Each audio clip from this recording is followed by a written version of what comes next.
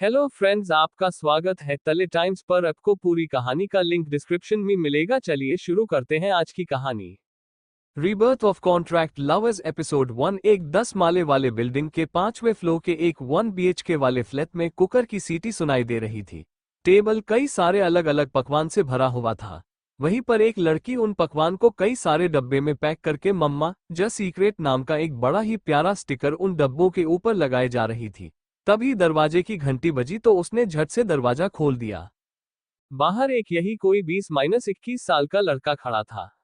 वह लड़का बोला, गुड मॉर्निंग मिसी दीदी, सारे ऑर्डर पैक हो गए। उस लड़की ने हाँ में सिर हिलाया और दरवाजे से साइड हो गई ताकि वो लड़का अंदर आ सके।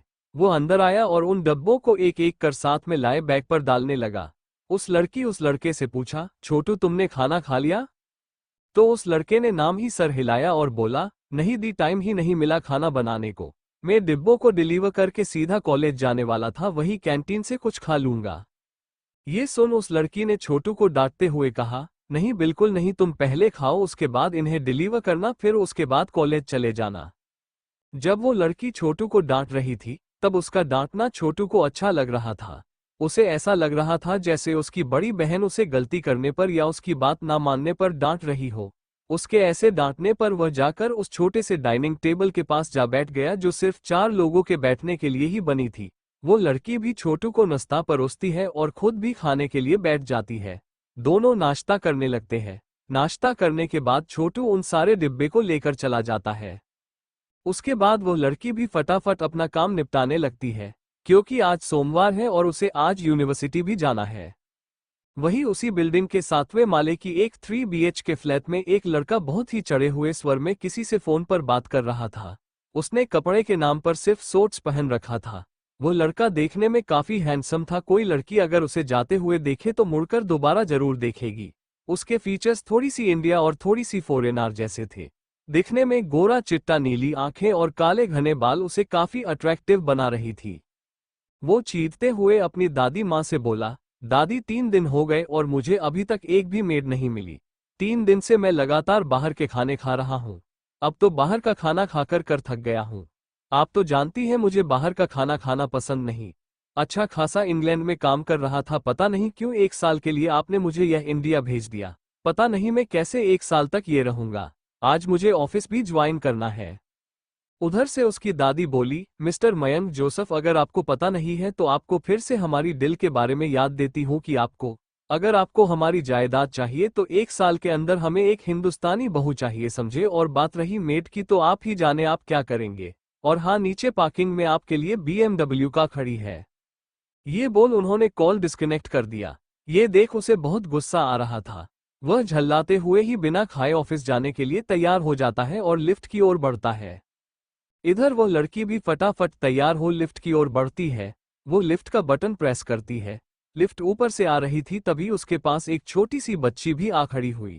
तभी लिफ्ट का दरवाजा खुल गया। वह बच्ची झट से अंदर घुस गई। वो लड़की भी अंदर जाने को ही हुई थी कि तभी उसका पैर किसी चीज पर अटक गया और संभालने की कोशिश में उसने किसी चीज को पकड़ लिया। गिरने के डर से उसने अपने आंखें मिच ली। यही कोई 10 सेकंड बाद उसे महसूस हुआ कि उसके हाथ किसी सख्त चीज को छू रही है। उसने झट से अपनी आंखें खोली तो देखा उसका सर किसकी छाती में गड़ा हुआ था और उसके होंठ उसके सीने को छू रहे थे। उसके हाथ किसी की कॉलर को पकड़े हुए थे। उसने धीरे से अपना सर ऊपर उठाया तो देखा उसने जिसकी कॉलर को पकड़ रखा था वो एक 6 फीट का हैंडसम सा लड़का था। उसने झट से अपने हाथ उसके कॉलर से हटा लिया और सॉरी बोलने लगी। वो लड़का अभी भी बुत बन खड़ा था। उस लड़की ने जब उसके चेस्ट को देखा, वो उसकी लिपस्टिक लगी थी, वो उसे पोंछना चाहती थी। तभी लिफ्ट भी खुल गई। उन दोनों को पता नहीं था कब और किसने लिफ्ट की ग्राउंड को बटन दबा दी थी। उन्हें तो तब पता चला जब लिफ्ट का दरवाजा खुला। ये सब उस बच्ची ने किया था जो उस लड़की के साथ ही लिफ्ट में घुसी थी। वो कब से उन दोनों को देखे ही जा रही थी और मुस्कुरा रही थी। लिफ्ट का दरवाजा खुलते ही मयंक शॉक से बाहर निकला और सीधे लिफ्ट से बाहर आ अपनी गाड़ी की ओर चला दिया। उसने एक बार भी पीछे पलटकर नहीं देखा। वो लड़की तो उसके चेस्ट में लगी उसकी लिपस्टिक को मिटाना चाहती थी। वह ना ही उसे साफ कर पाए और ना ही उसे बता पाए। तभी उसे लगा कि कोई उसकी कपड़े खींच रहा है। उसने देखा ये तो वही बच्ची थी जो उनके साथ लिफ्ट में थी। उस बच्ची ने सब देख लिया तो उसे जब इस बात की रियलाइजेशन हुई तो उससे बहुत शर्मिंदगी हुई। उस बच्ची ने उसे देखते हुए एक आंख मारी और वहां से भाग गई। ये देख वो लड़की यानी कि मिसिका चौंक गई। मिसिका की उम्र 22 साल, एमए कर रही है होम साइंस में। मयंक तमतमाते हुए कपूर एंटरप्राइज के सामने जा रुका। वो कार से बाहर उतर वही खड़े गार्ड की ओर चाबी उछाल देता है और सीधा अंदर की ओर जाने लगता है। गुस्से में वो ये भी ध्यान नहीं देता कि उसके लिए वहां 3 इंसान खड़े थे और काफी सारे लोग उसे ही अजीब नजरों से घूर घूर कर देख रहे थे। वो तो सिर्फ अपने गुस्से में आगे चला ही जा रहा था। सीधे जाकर रिसेप्शनिस्ट के सामने जा खड़ा होता है। रिसेप्शनिस्ट एक लड़की थी। उसने जब देखा कि उसके सामने एक टाल एंड हैंडसम सा नौजवान खड़ा है तो कुछ पल उसे ही एक तक देखती रह गई। वो उस इंसान को ऊपर से नीचे तक घूरने लगी। जैसे ही उसकी निगाह उसके सीने में बनी उस निशान में पड़ी थी तो वो उसे डिस्गस्टिंग लुक देते हुए पूछती है, hello sir, how can I help you. ये सुन मयंक थोड़ी चिढ़ वाले आवाज में सिर्फ सीईओ रूम पूछता है तो वह कहती है, 11th फ्लोर सर।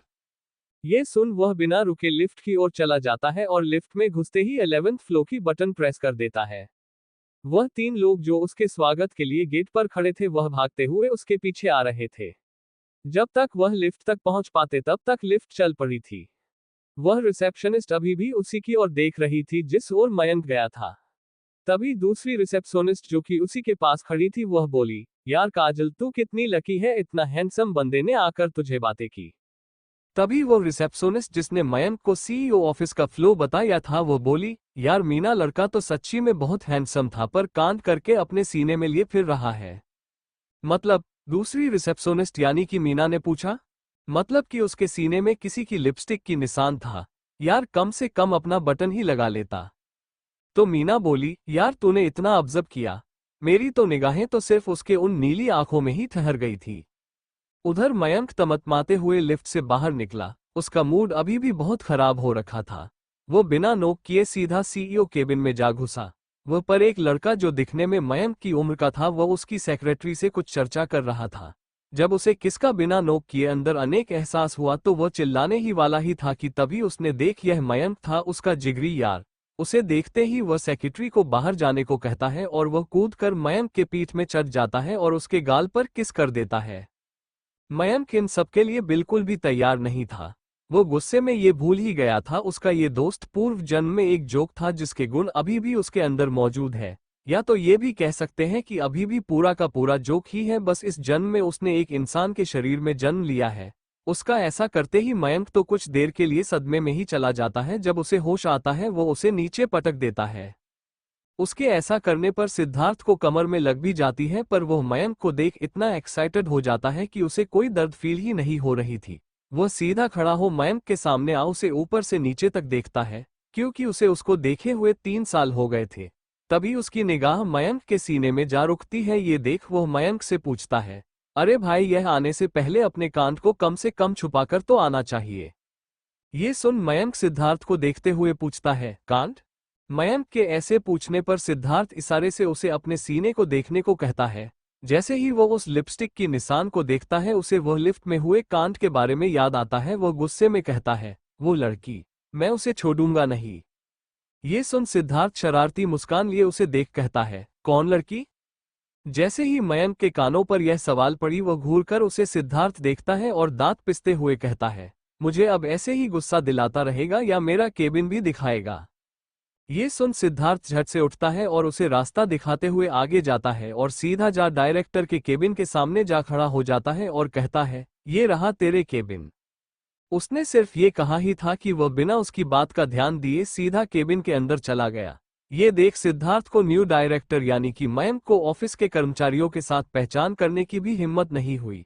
वो बिना कुछ कहे वहां से सीधा अपने केबिन की ओर बढ़ गया। दूसरी तरफ मिसिका भी क्लास में बैठी उसके द्वारा हुई कांड के बारे में सोचने के बजाय उस छोटी बच्ची की गई हरकत याद आने लगी। वो अभी भी काफी हैरान थी इतनी छोटी बच्ची की इसी हरकत के बारे में सोच।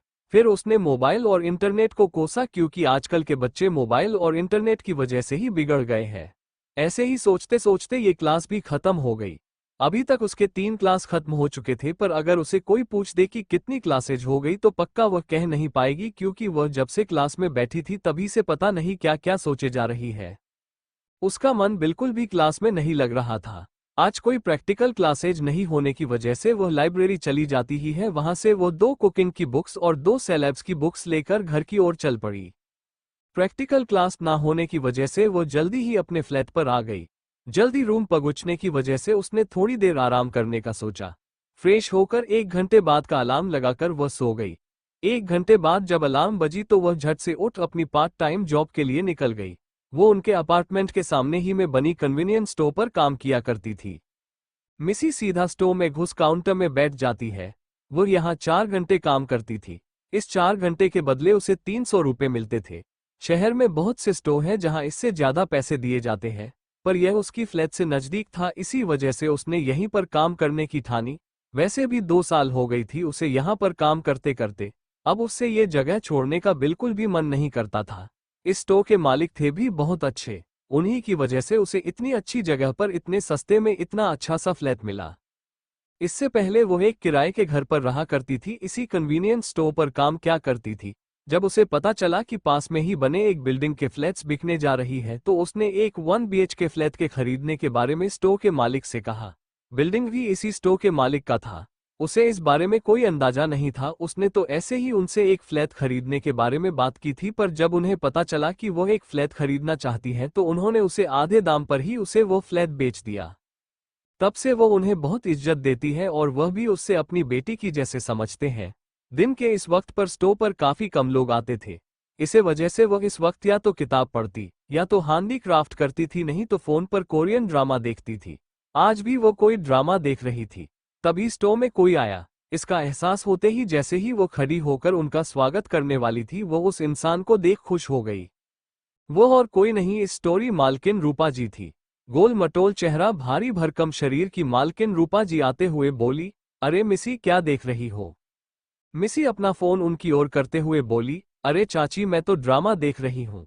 पिछले हफ्ते ही इसके 2 एपिसोड आए हैं, आज भी एक एपिसोड आया है। ये सुनते ही रूपा जी झट से आकर मिसी के साथ बैठ गई। अरे तुमने मुझे बताया ही नहीं कि कोई नया ड्रामा आया है। आजकल तो तुम हमको कोई भी नहीं ड्रामा के बारे में नहीं बताती। ये सुन मिसी बोली, मैंने भी कहाँ देखा है, आज ही इसका पहला एपिसोड देख रही हूँ। 2-3 एपिसोड देखने के बाद अगर अच्छा लगा तो आपको भी बता दूंगी, सोचकर नहीं बताया। अच्छा ठीक है, तो अब तुम चुप रहो, हमें इसे देखने दो। ये बोल 2 ही देखने लगी। 2 साल पहले जब मिसी यहाँ पर नई थी तब रूपा जी उसकी खूबसूरती से बहुत जलती थी और उससे जानबूझकर तंग किया करती थी। पर जब एक दिन ऐसे ही दोपहर को वह आए और उन्होंने देखा कि मिसी कोई कोरियन ड्रामा देख रही है तो वह खुश होते हुए बोली, तुम भी ड्रामा देखती हो? तो उसी ने हाँ में सिर हिला दिया। तभी से इन दोनों के बीच अच्छे संबंध बन गए। ऐसे ही 1 घंटे तक एक साथ ड्रामा देखने के बाद रूपा जी उसे काम करने को कहा और उस ड्रामा का लिंक उन्हें शेयर करने को कहा। वहां से चली गई। अब मिसी भी मोबाइल देखना छोड़ काम में लग गई, क्योंकि अभी धीरे धीरे करके स्टोर में कस्टमर बढ़ने लगे थे। तभी उसे एक जाना पहचाना सा चेहरा दिखाई दिया। जब उसने ध्यान से देखा तो उसने पहचान लिया, या और कोई नहीं, वही लिफ्ट वाला लड़का था। उसे देखते ही अपने आप को काउंटर के टेबल के नीचे छुपा लिया। मयंक भी स्टोर के अंदर चला गया और कुछ इंस्टेंट नूडल्स के पैकेट लेकर काउंटर में चला आया। उसने वहां किसी को नहीं देखा तो बोला, एक्सक्यूज मी, कोई है? तो मिसी मीठी सी आवाज में बोली, जी थोड़ा सा रुकिए। ये कहते हुए वो टेबल के नीचे से निकल आए। उसने एक बड़ा सा चश्मा पहन रखा था।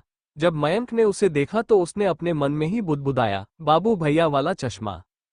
ये सोचते हैं उसे बहुत हंसी आ रही थी, पर उसने जैसे तैसे करके खुद हंसने रोका।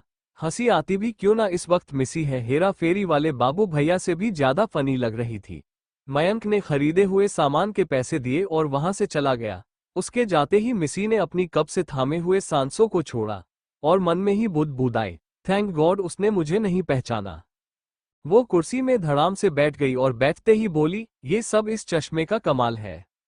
दरअसल जब मिसी ने यहाँ पर काम करना शुरू किया था तब शाम के वक्त काफी सारे लड़के आया करते थे और मिसी को छेड़ा करते थे। कभी कभार तो फोन नंबर के लिए उसके पीछा नहीं छोड़ते थे। वो इन सब से बहुत तंग आ चुकी थी। ऐसे ही एक दिन कोई ड्रामा देखते वक्त उसने देखा कि वहां की हीरोइन दिखने में काफी ज्यादा सुंदर होती है। वो अपनी सुंदरता को किसी को दिखाना नहीं चाहती, इसीलिए वो एक बड़ा सा चश्मा पहनती है और कुछ भद्दा सा मेकअप करती है, जिसमें वो काफी बदसूरत लगती है। तभी उसे भी वही आइडिया अच्छा लगा और उसने भी एक बड़ा सा चश्मा खरीद लिया जिसमें उसकी आंखें बहुत बड़े दिखते थे और वह उससे शाम के वक्त पहन लेती थी ताकि लड़का उसे तंग ना करे, और यह सच में काम भी कर गया। थोड़ी देर और स्टोव में रहने के बाद शाम के 7 बजे वह अपने फ्लैट पर आ गई और सीधा जाकर फ्रेश होकर इंस्टेंट नूडल का पैकेट खोल लिया और टेबल पर आकर खाने लगी। दूसरी ओर मयंक का रूम, वो अपने रूम में बैठकर लैपटॉप में कुछ काम कर रहा था, तभी उसके पेट से गुड गुड की आवाज आने लगी। उसे जब वो आवाज सुनाई दी तब याद आया कि उसने अभी तक कुछ नहीं खाया है। वो सीधा किचन में जाकर पानी गर्म करने लगा। पानी गर्म होते हैं नूडल का पैकेट खोलकर कप में थोड़ा सा गर्म पानी डाल दिया और ऊपर से एक अंडे को फोड़कर कप पर डाल दिया और उसका ढक्कन लगा दिया। 5 मिनट बाद नूडल पक गया तो उसने चॉपस्टिक को नूडल्स के बीच अच्छे से घुमाया और खाने लगा। खाने के बाद उसने उस डब्बे को डस्टबिन में फेंका और सोने को चला गया। जब उसने आंख बंद की तो उससे वही लिफ्ट वाली इंसिडेंट याद आ गई तो उसे बहुत गुस्सा आ गया। कुछ देर उस लड़की को कोसने के बाद वो सो गया। अगली सुबह वही रूटीन। मिसी 5 बजे उठ गई और खाना बनाकर 25 डब्बों में अलग अलग खाना पैक किया। छोटू आया और उन्हें डिलीवरी के लिए ले गया। मिसी फटाफट सारे काम निपटाने लगी और 8 बजे अपने फ्लैट से निकल आए। वही दूसरी तरफ मयंक भी 6.30 उठा। उसने कुछ पुशअप्स करे और नहाने के लिए चला गया। लगभग 15 मिनट बाद टॉवल बंधे कमरे में आया और कुछ सोच किचन की ओर चला गया। फ्रिज खोल दूध, ब्रेड और बटर निकालता है। दूध को गर्म करने के लिए रख ब्रेड में बटन लगाने लगता है। दूध और ब्रेड खाते हुए वह अपना मुंह बना रहा था। उसके सामने और कोई उपाय भी नहीं था क्योंकि ना तो कोई मेड मिली थी और ना ही उसे खाना बनाना आता था और बाहर का खाना खा खाकर वह ऊब गया था। नाश्ता करने के बाद वो ऑफिस के लिए निकल गया। लिफ्ट से जब वह ग्राउंड फ्लोर पर पहुंचा तो देखा कि पार्किंग में जहां उसकी गाड़ी खड़ी थी एक लड़की हेलमेट लगाए खड़ी थी और वो कुछ कर रही थी, पर उससे उस लड़की की पीठ ही दिखाई दे रही थी। जब वो अपनी गाड़ी के पास पहुंचता है तो देखता है उसकी गाड़ी का राइट साइड का मिरर लटक रहा है। ये देख उसे बहुत गुस्सा आया। गुस्से में चिल्लाने ही वाला था कि यह किसने किया, उससे पहले ही उसके पीछे से डरी सहमी सी आवाज आई। उसने जब पलट कर देखा तो हैरान रह गया। वहां पर वही लिफ्ट वाली लड़की खड़ी थी। कुछ देर तो बिना कुछ कहे वो वैसे ही उस लड़की को देखता रहा। तभी वो कुछ बोलने को ही हुआ था कि इसी बोल पड़ी, आई एम रियली सॉरी, मैंने ये जानबूझकर नहीं किया। क्या है ना, मेरी स्कूटी थोड़ी खराब है, उसमें ब्रेक अच्छे से नहीं लगती। मैं तो सीधे ही जा रही थी पर तभी आगे से एक बिल्ली गुजरी तो मैं बैलेंस बनाने की कोशिश कर रही थी, तभी सामने आपकी गाड़ी से टकरा गई और आपकी मिरर टूट गई। कहते वक्त उसका गला रूंध गया था। डरते डरते कहती है, मैं आपसे फिर से सॉरी कहती हूँ और प्लीज इसका रिपेयरिंग चार्ज कितना लगेगा मुझे बता दीजिएगा। इतना बोलता देख मयंक बुरी तरह से चिढ़ गया था। चिढ़ते हुए कहता है, कितना बकबक करती हो, थोड़ी देर चुप रहोगी। ये सुनते हैं मिसी चुप हो गई। उसने मिसी को ऊपर से नीचे तक देखा और एक आईब्रो को उठाते हुए उससे पूछा, क्या तुम पे कर पाओगी? तो मिसी ने फुल कॉन्फिडेंस के साथ हाँ में सिर हिलाया। मिसी इस वक्त बहुत क्यूट लग रही थी। मयंक ने मन में ही कहा, कितनी क्यूट है लड़की। अभी मयंक के दिमाग ने उसे डांटा, अरे तो क्या सोच रहा है, क्यूट है भी तो क्या, ये लड़की जब से तुझसे मिली है तब से कुछ ना कुछ गड़बड़ करती आ रही है। ये सोच उसने अपने गले को खरासा और बोला, UHUMMM, ओके, अगर तुम इतनी ही कॉन्फिडेंस हो तो बता देता हूँ, इसकी चार्ज कम से कम 30 से 40 हजार तक तो आ ही जाएगा। रिपेयरिंग चार्ज की कीमत सुन मिसी बेहोश होने वाली थी। उसने खुद को जैसे तैसे कर संभाला और अपने आवाज को थोड़ा सा कड़ा करते हुए बोली, हेलो मिस्टर, एक गाड़ी की कांच टूटने का चार्ज इतना ज्यादा चूना लगाना चाहते हैं? जब उसने मिसी को ऐसे बोलते हुए सुना तो मन में सोचा, ये लड़की देखने में ही क्यूट है, भाषा तो देखो इसकी। उसने मिसी की ओर देखते हुए पूछा, व्हाट इज दिस चुना? और हाँ, तुम्हें पता भी है ये गाड़ी कितने की है? तो मिसी ने चिल्लाकर पूछा, कितने की? मयंक बोला, 1.5 करोड़। मिसी बिना ध्यान दिए बोली, ये बोलिए हाँ तो 1.5 करोड़ की ही तो है। जब उसने मयंक की बात को दोहराया तो उसने ध्यान दिया ये कोई 10 या 15 लाख की नहीं, पूरे 1.5 करोड़ की गाड़ी है। जब उससे रियलाइज हुआ तो वह हकलाते हुए बोली, ड ड ड 1.5 करोड़ की गाड़ी। इस बार तो वो पक्का गिर जाती अगर उसने अपनी स्कूटी का हैंडल नहीं पकड़ा होता। अभी तक जो मिसी शेरनी की तरह दहाड़ रही थी अब उसकी आवाज चूहिए की तरह हो गई थी। मेरे पास इतने पैसे नहीं है, क्या आप मुझे डिस्काउंट दे सकते हो? ये सुन मयंक ने सर हिला दिया। मिसी बोली, सर क्या 2% भी नहीं दे सकते? इसमें भी उसने नामे सिर हिला दिया।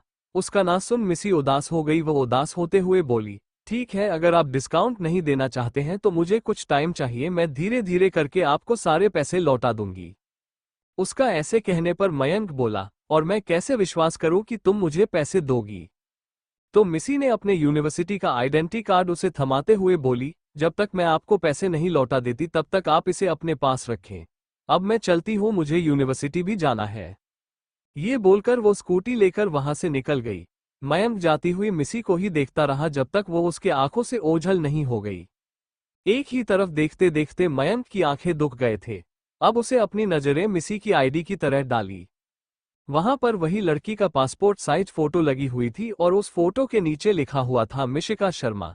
उसके नीचे मिशिका के कुछ इन्फॉर्मेशन भी लिखा हुआ था, जैसे कि डेट ऑफ बर्थ, इसका एड्रेस और उसका नंबर।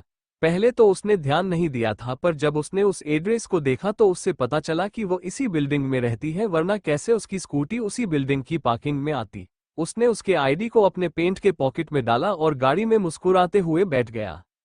दरअसल मयंक को मिसी से कोई चार्ज नहीं चाहिए था, पर उससे उसको परेशान करके बहुत अच्छा लग रहा था। खास करके वो पल जब वो पहले तो शेरनी की तरह दहाड़ रही थी, पर जब उसे गाड़ी की कीमत पता चली तो पूरी भीगी बिल्ली बन गई थी। और उसके उटपटांग से बातें उसे बहुत क्यूट लग रही थी। उसने सोचा, क्यों ना इस लड़की को और थोड़ा परेशान किया जाए। ये सोचते हुए वो थोड़ा सा मुस्कुराता है और गाड़ी की स्पीड बढ़ा देता है।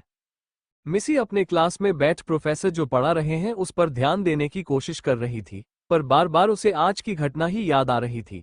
अपना सिर झटकते हुए बोली, जब से मैं इस लड़के से मिली हूं तभी से किसी काम पर मन नहीं लग रहा। पता नहीं कौन है, अब यह मुसीबत मेरे गले आ पड़ी है। कहां से दूंगी मैं उससे इतने पैसे? ये सब सोच रही थी तभी उसकी फोन पर बीप की आवाज हुई। उसने जब फोन को देखा तो वहां किसी की मैसेज आई हुई थी। मैसेज में लिखा था, I have a great offer for you. ये देख वो थोड़ा कंफ्यूज हो गई थी, क्योंकि एक तो वह नंबर अननोन था, ऊपर से ऐसा मैसेज देख उसने पूछा, हु इज दिस? तो उस तरफ से जवाब आया, इतनी जल्दी भूल गई, मैं वही हूं जिसकी नई गाड़ी की अमीर और तुमने तोड़ी थी। ये देख मिसी काफी हैरान हो गई थी, क्योंकि जहां तक उसे याद था उसने तो उसे अपना नंबर नहीं दिया था, तो उसे कैसे उसका नंबर पता?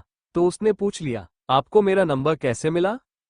तो उस ओर से जवाब आया, तुम्हारी आईडी कार्ड से। जब मिसी ने ये देखा तो अपने सर पर चपत लगाते हुए खुद से ही बोली, तूने ही तो अपना आईडी कार्ड दिया था ना?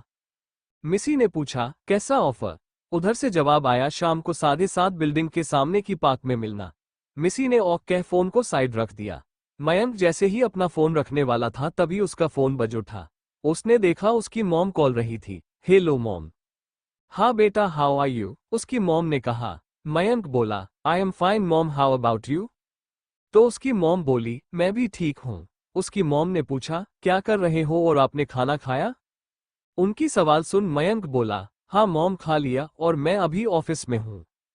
उन्होंने फिर सिद्धार्थ के बारे में पूछा और कुछ और बात करने के बाद उन्होंने कॉल डिस्कनेक्ट कर दिया। लंच का समय होने पर सिद्धार्थ मयंक के केबिन में चला गया। वो दोनों ही कैंटीन के ओर चल दिए। वहीं काजल और मीना भी कैंटीन में लंच करने के लिए ही आई थी। तभी मीना ने मयंक और सिद्धार्थ को कैंटीन के अंदर आते देखा और एक्साइटेड होकर बोली, यार काजल, यार देखना कितने हैंडसम है ये दोनों तो मेरी जान ही लेके रहेंगे। मीना को ऐसा एक्साइटेड होता देख काजल पलटकर देखती है तो पाती है कि वहां से सिद्धार्थ और मयंक अंदर आ रहे थे। वह फिर आगे मुड़ी और मीना को देखते हुए नामे सिर हिला दिया और बोली, यार 1 सप्ताह पहले ही तो तेरी एंगेजमेंट हुई है और अभी तो दूसरे लड़कों को ताकने भी लगी। उसकी बातों सुन मीना बोली, यार ये अगर मुझे मिल जाए ना तो मैं ऐसी एंगेजमेंट 1000 बार तोड़ दूं। उसको ऐसे बोलता सुन काजल थोड़ा सा भी नहीं चौंकी, क्योंकि उसे पता था वो कैसी है। वो चाहे उसके आगे कुछ भी बोले, पर उसे पता था वो विराज से बहुत प्यार करती है। उसके ये कॉलेज फ्रेंड्स मीना और विराज बिल्कुल मेड फॉर इच अदर है। मीना जितनी चुलबुली है विराज उतना ही शांत है। विराज मीना की यही चुलबुलापन से ही प्यार कर बैठा था। इनकी रिलेशनशिप को पूरे 6 साल हो गए थे। 15 दिन बाद ही इनकी शादी है। मीना सिद्धार्थ और मयंक को देख देख कर कुछ न कुछ बोले ही जा रही थी। काजल अपने ही धुन में खाना खाए जा रही थी। उनसे कुछ टेबल आगे ही मयंक और सिद्धार्थ बैठे थे। दोनों ही बातें करते करते खाना खा रहे थे।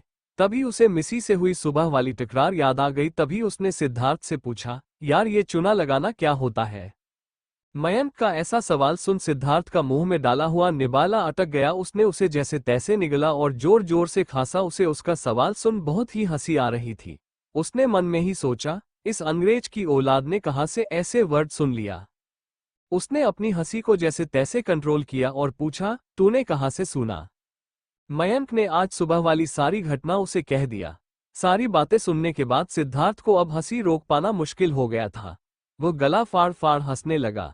उसे ऐसे हंस देख कैंटीन में बैठे सभी लोग उसे ही घूर घूर कर देख रहे थे।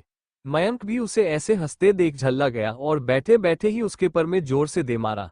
उसकी लात खा सिद्धार्थ की हंसी झट से रुक गई और वह सीरियस हो पूछा, तू क्या करने वाला है?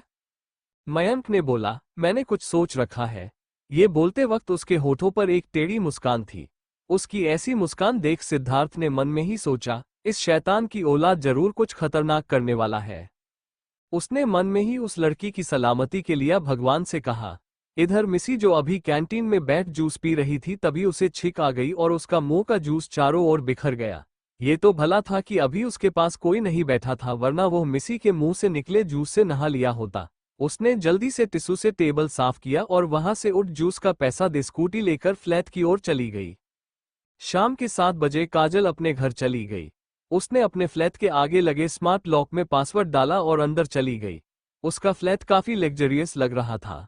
उसने जैसे ही अपना बैग रखा तभी उसकी फोन की घंटी बजी। उसने पहले उसे इग्नोर किया क्योंकि उसे पता था ये कौन हो सकता है, पर जैसे ही फोन काटने वाली थी तभी उसने उसे उठा लिया।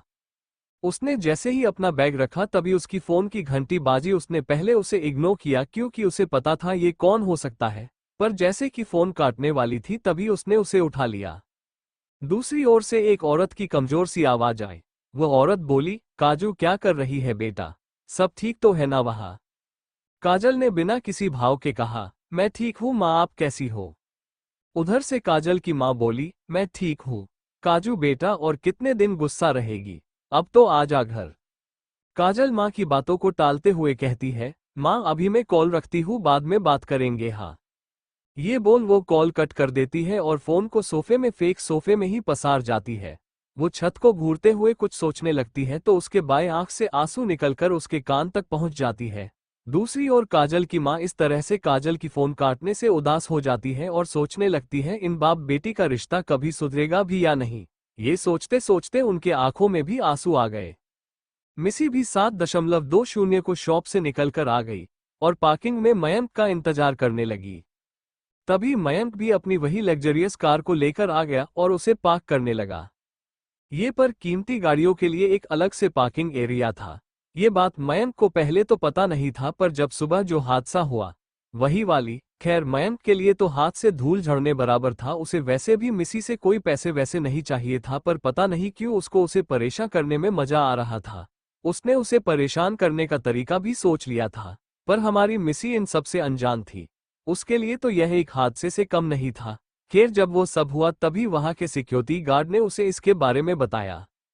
मयंक गाड़ी पार्क करके मिसी के पास आते हुए बोला, आई लाइक पंक्चुअल पर्सन। उसका ऐसे कहने पर मिसी ने उसकी ओर देखते हुए एक झूठी मुस्कान दी। तभी मयंक ने उसकी ओर हाथ बढ़ाते हुए बोला, कुछ कहने से पहले I like to introduce myself. Hi, my name is Mayank, Mayank Joseph. मैं एक एनआरआई हूँ और अभी कुछ दिन पहले ही मैं ये शिफ्ट हुआ हूँ। मिसी ने कुछ देर तो उसके आगे बढ़ाए गए हाथ को घूरा और वह भी हाथ मिलाते हुए बोली, माई सेल्फ मिसिका शर्मा। मैं ये पिछले 2 सालों से यह हूँ और मैं एक स्टूडेंट हूँ। मिसी ने जैसे ही मयंक से हाथ मिलाया वैसे ही उसे मिसी की हाथ का स्पर्श बहुत अच्छा लगा। मिसी ने जैसे ही अपना नाम बताया तो उसने मन में ही बुदबुदाया, मिसिका शर्मा, नाइस नेम। वो ये सब सोच ही रहा था कि तभी मिसी ने अपना हाथ खींचते हुए कहा, तो आप कौन सी ऑफर के बारे में बता रहे थे? मिसी के हाथ खींचने पर मयंक को होश आया कि उसने इतनी देर से मिसी का हाथ पकड़ कर रखा है। जैसे ही उसे इस बात का एहसास हुआ उसने उसका हाथ छोड़ दिया। उसके हाथ छोड़ने पर भी उससे मिसी के हाथ का कोमलता और गर्माहट अपने हाथ पर महसूस हो रहा था। मिसी की बात सुन मयंक ने बोला, यहाँ नहीं कहीं और चलते हैं, चलो किसी कैफे में चलते हैं। कैफे का नाम सुनते ही मिसी लगभग चिल्लाते हुए बोली, नहीं कैफे नहीं, हम वहां नहीं जा सकते। मिसी के इस चिल्लाने पर मयंक चौंक गया। मिसी ने कहा, मैं एक अच्छी जगह जानती हूँ, चलिए वहीं जाकर बात करते हैं। ये बोल आगे आगे चलने लगी। मयंक भी उसके पीछे पीछे चल दिया। लगभग 2 मिनट बाद वो मिसी के बताए गए जगह पर पहुंच गए थे। जिसे ही मयंक ने उस जगह को देखा तो उसका मुंह खुला का खुला रह गया, क्योंकि वह जगह कोई पार्क या कैफे नहीं था, वो तो है घूमती वाले की सामने खड़े थे जो कि चाय बेच रहा था। जैसे ही वो लोग वहां पहुंचे, मिसी उस चाय वाले से बात करने लगी। मिसी ने उनसे पूछा, गोपी चाचा कैसे हो? गोपी चाचा ने जैसे ही मिसी की आवाज सुनी तो उसकी ओर मुस्कुराते हुए देखकर बोले, अरे मिसी बेटा, हम तो ठीक है, आप कैसी हो? 3 दिन से आपको देखा नहीं, कहीं बीमार तो नहीं पड़ गई? अरे नहीं नहीं चाचा जी, मिसी नकारते हुए बोली, वो क्या है ना चाचा जी, मैं कुछ दिन से थोड़ी बिजी हूँ, इसी वजह से आपके हाथ की चाय भी मिस करना पड़ा, पर कोई नहीं, आज तो आ गई हूँ ना, आज पिला दीजिए। जी बेटा जी। वैसे मिसी बेटा, आपके पीछे जो खड़ी है, क्या ये आपके बॉयफ्रेंड है? उनका ऐसा सवाल सुन मिसी चौंक गई और पीछे मुड़कर देखा, उसके पीछे मयंक खड़ा था। उसने मयंक को देखते हुए बोला, अरे नहीं नहीं चाचा जी, ये तो हमारी ही बिल्डिंग में रहते हैं, ऊपर के माले पर। अभी कुछ दिन पहले ही शिफ्ट हुए हैं। यहाँ पहचानने वाला कोई नहीं है, इसीलिए मैं ही इनको घुमाने के लिए लेकर आ गई। उसकी बात सुन चाचा बोले, अच्छा किया बेटा। मिसी बोली, अरे चाचा, मैं तो इन्हें यहाँ आपकी हाथ की चाय पिलाने के लेकर आई हूँ।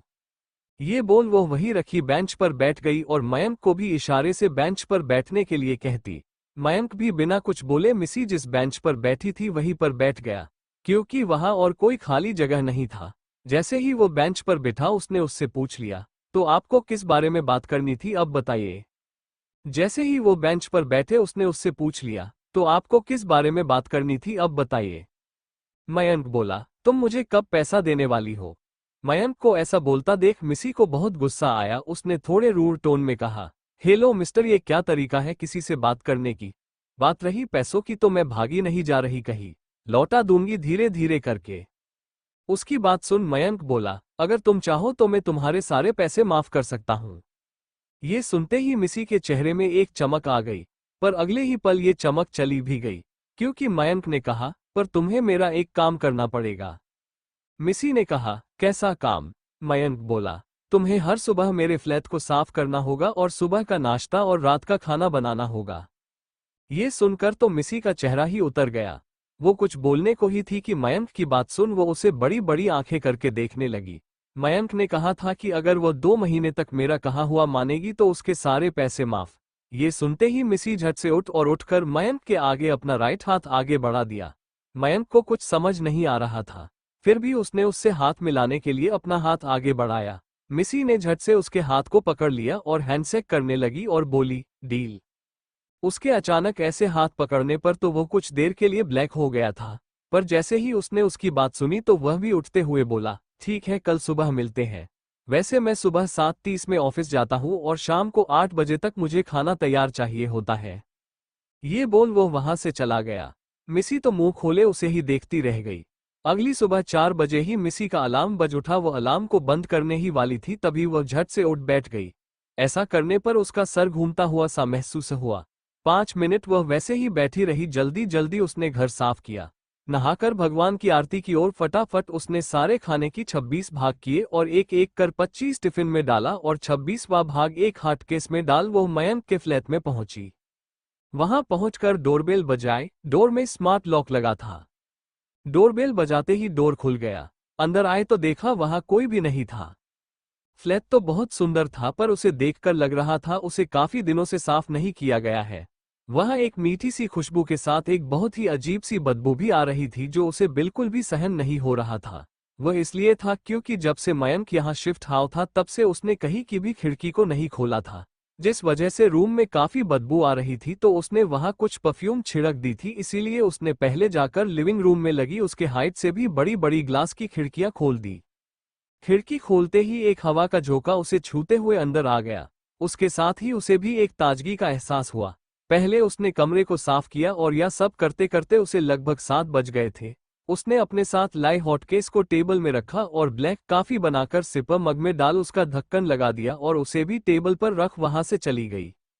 तब तक मयंक भी उठ गया था। वो अभी नहा रहा था। वो नहाकर निकला और ऑफिस जाने तैयार होकर निकलकर जैसे ही बाहर आया, उसने डाइनिंग टेबल पर एक बड़ा सा हॉटकेस रखा है और पास में ही उसकी दादी माँ की दी हुई वही मेटल का सिपर मग, जिसे उसने आज तक सिर्फ 2 बार ही यूज की होगा। उसे देख वो डाइनिंग की ओर चला गया। दरअसल मयंक के फ्लैट में किचन को लगाकर 4 रूम थे। 2 बड़े बड़े बेडरूम, एक ड्राइंग रूम जो कि सबसे बड़ा था और एक किचन रूम। किचन ज्यादा बड़ा नहीं था।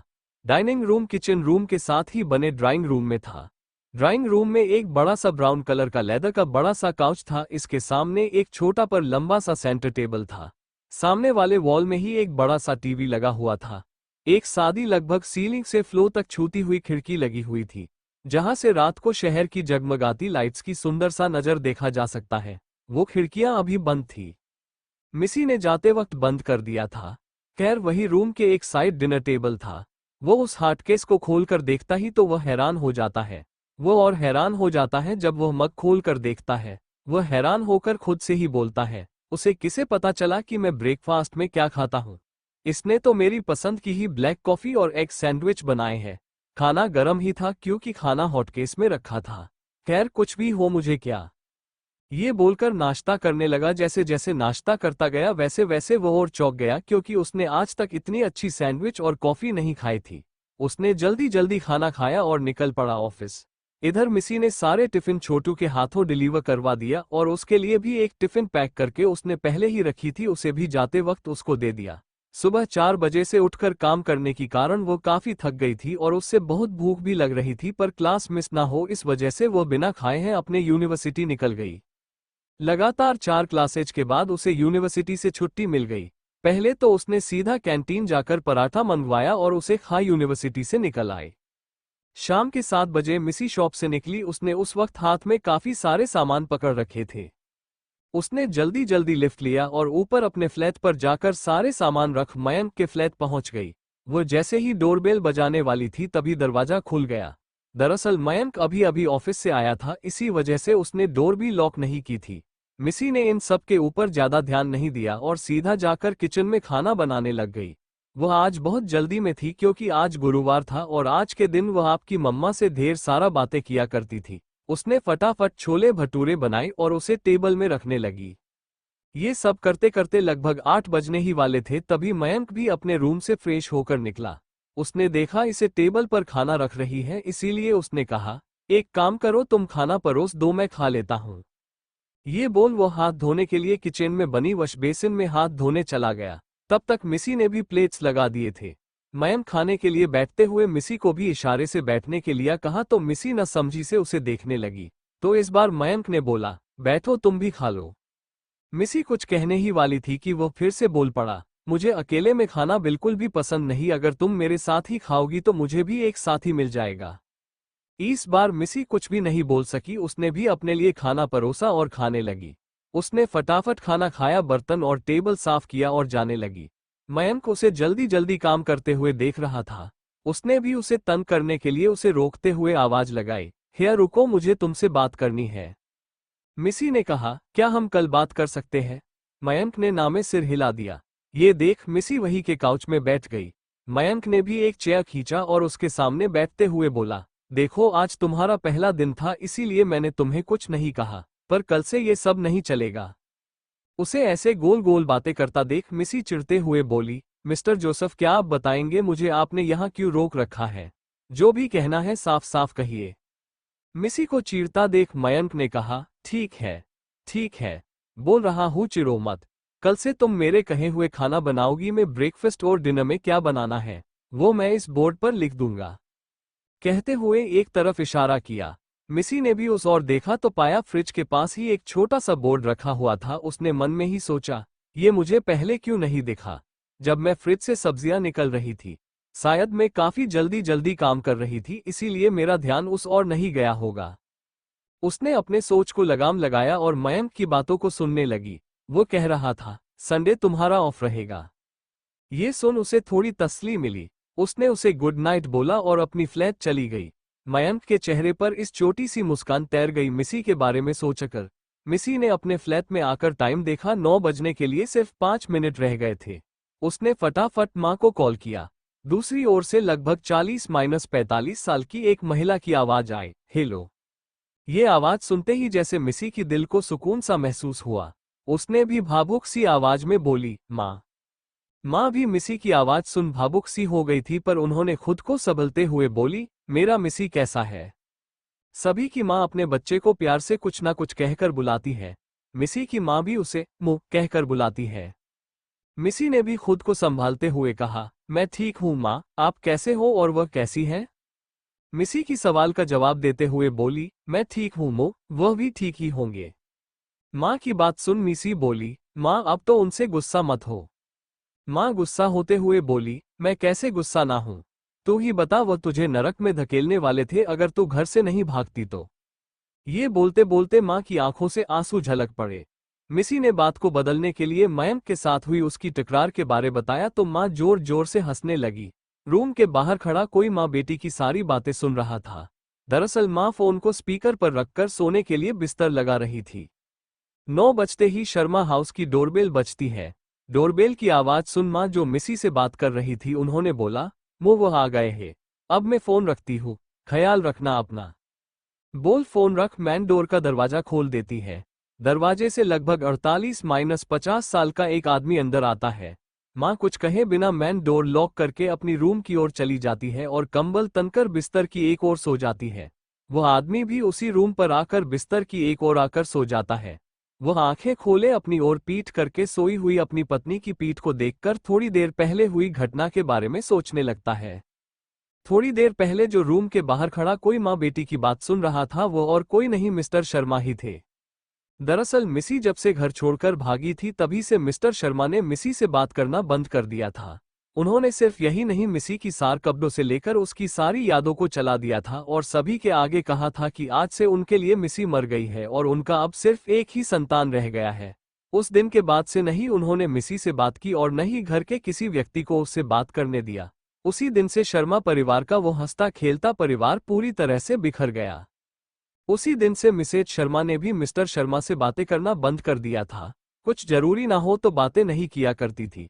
हालांकि मिसेज शर्मा मिस्टर शर्मा से बात नहीं करती थी पर फिर भी वो मिस्टर शर्मा के आगे कभी भी मिसी से बात नहीं किया करती थी। इसीलिए मिस्टर शर्मा को कभी नहीं लगा था कि वो मिसी से छुप छुप कर बातें करती है। उन्हें ये बात लगभग 6 महीने पहले पता चला था कि मिसेज शर्मा मिसी से उनकी गैर मौजूदगी में छुप छुप कर बातें किया करती है। दरअसल हुआ ये था कि गांव में हर गुरुवार के दिन हर मर्द इकट्ठा होकर गप्पे क्या करते थे। मिस्टर शर्मा भी 8 बजे से 9 बजे तक वहां जाया करते थे। मिस्टर शर्मा समय के बहुत पक्की थे, वो हर काम परफेक्ट टाइम पर क्या करते थे। इसी वजह से वो हर गुरुवार की शाम 8 बजे से 9 बजे तक वहां पर हाजिर हुआ करते थे।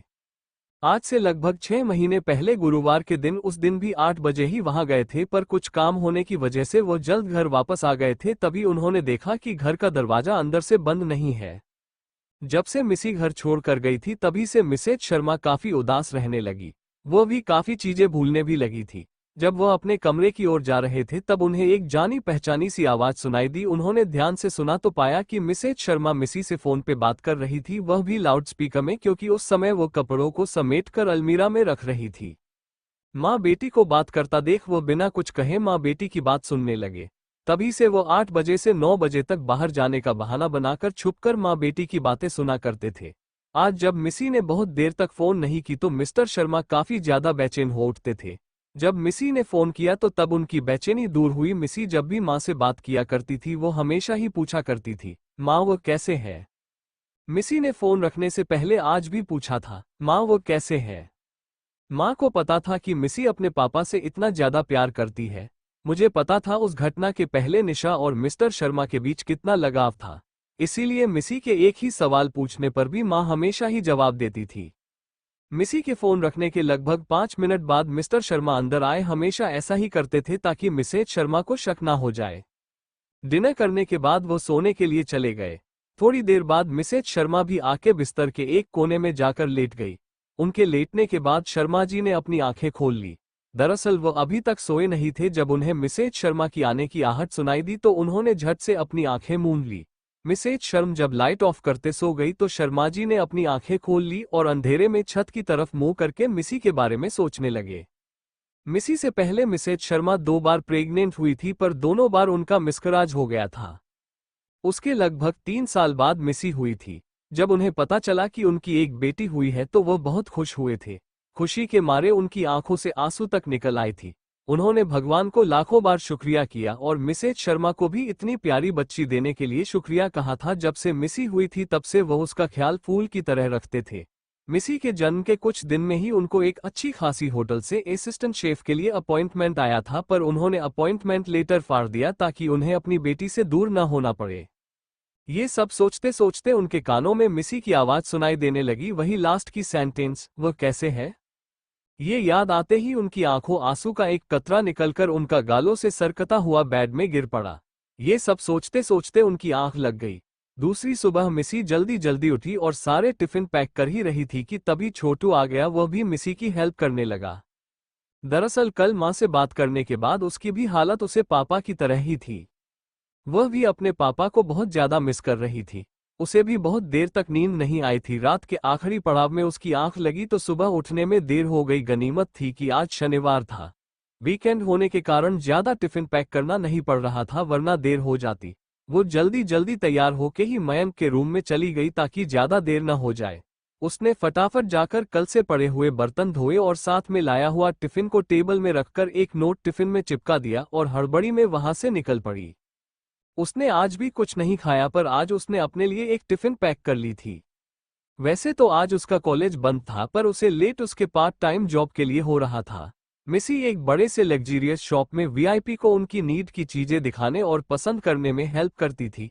ये सारी उसी की उम्र की लड़कियां थी और सारी की सारी है काफी खूबसूरत थी।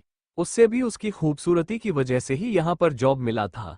दरअसल यह एक लग्जरियस शॉप था और यहाँ पर ज्यादातर वीआईपी कस्टमर ही आते थे। इसी वजह से यहाँ पर 20-30 साल की उम्र की लड़कियों को ही अपॉइंट किया गया था।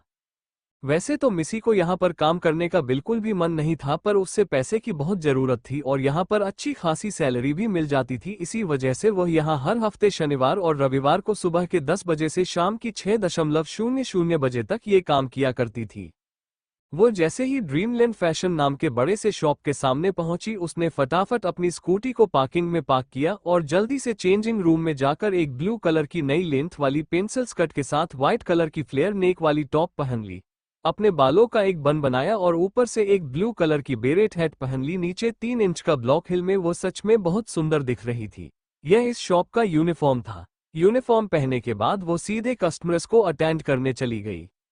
दूसरी तरफ जब मिसी खाना रखने के लिए आई थी तब मयंक नहाने गया था। जब वो फ्रेश होकर बाहर आया तो देखा टेबल पर एक बड़ा सा टिफिन रखा हुआ है। उसके ऊपर एक नोट पर बहुत ही सुंदर हैंडराइटिंग से कुछ लिखा हुआ था। उसने उस नोट को पढ़ा और अपना सरनामे हिलाकर टिफिन खोलकर खाना खाने लगा। दरअसल वो मिसी का लिखा वही नोट था। उसने उसमें लिखा था कि उसे अभी देर हो रहा है, बाद में आकर घर साफ कर देगी। मयंक ने जैसे ही खाने का एक निवाला मुंह में रखा, उसे ऐसा लगा जिससे कि वह स्वर्ग में पहुंच गया हो और वहां का कोई लजीज खाना खा रहा हो।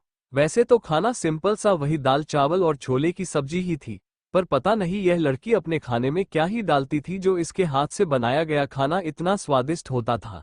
मयंक मन ही मन में सोचने लगा, ये लड़की इतना अच्छा खाना बनाती है तो क्यों ना खुद का एक रेस्टोरेंट ही खोल लेती, या तो कोई अच्छी सी रेस्टोरेंट की शेफ ही बन जाती। खैर मुझे क्या, जो भी करे उसकी जिंदगी है।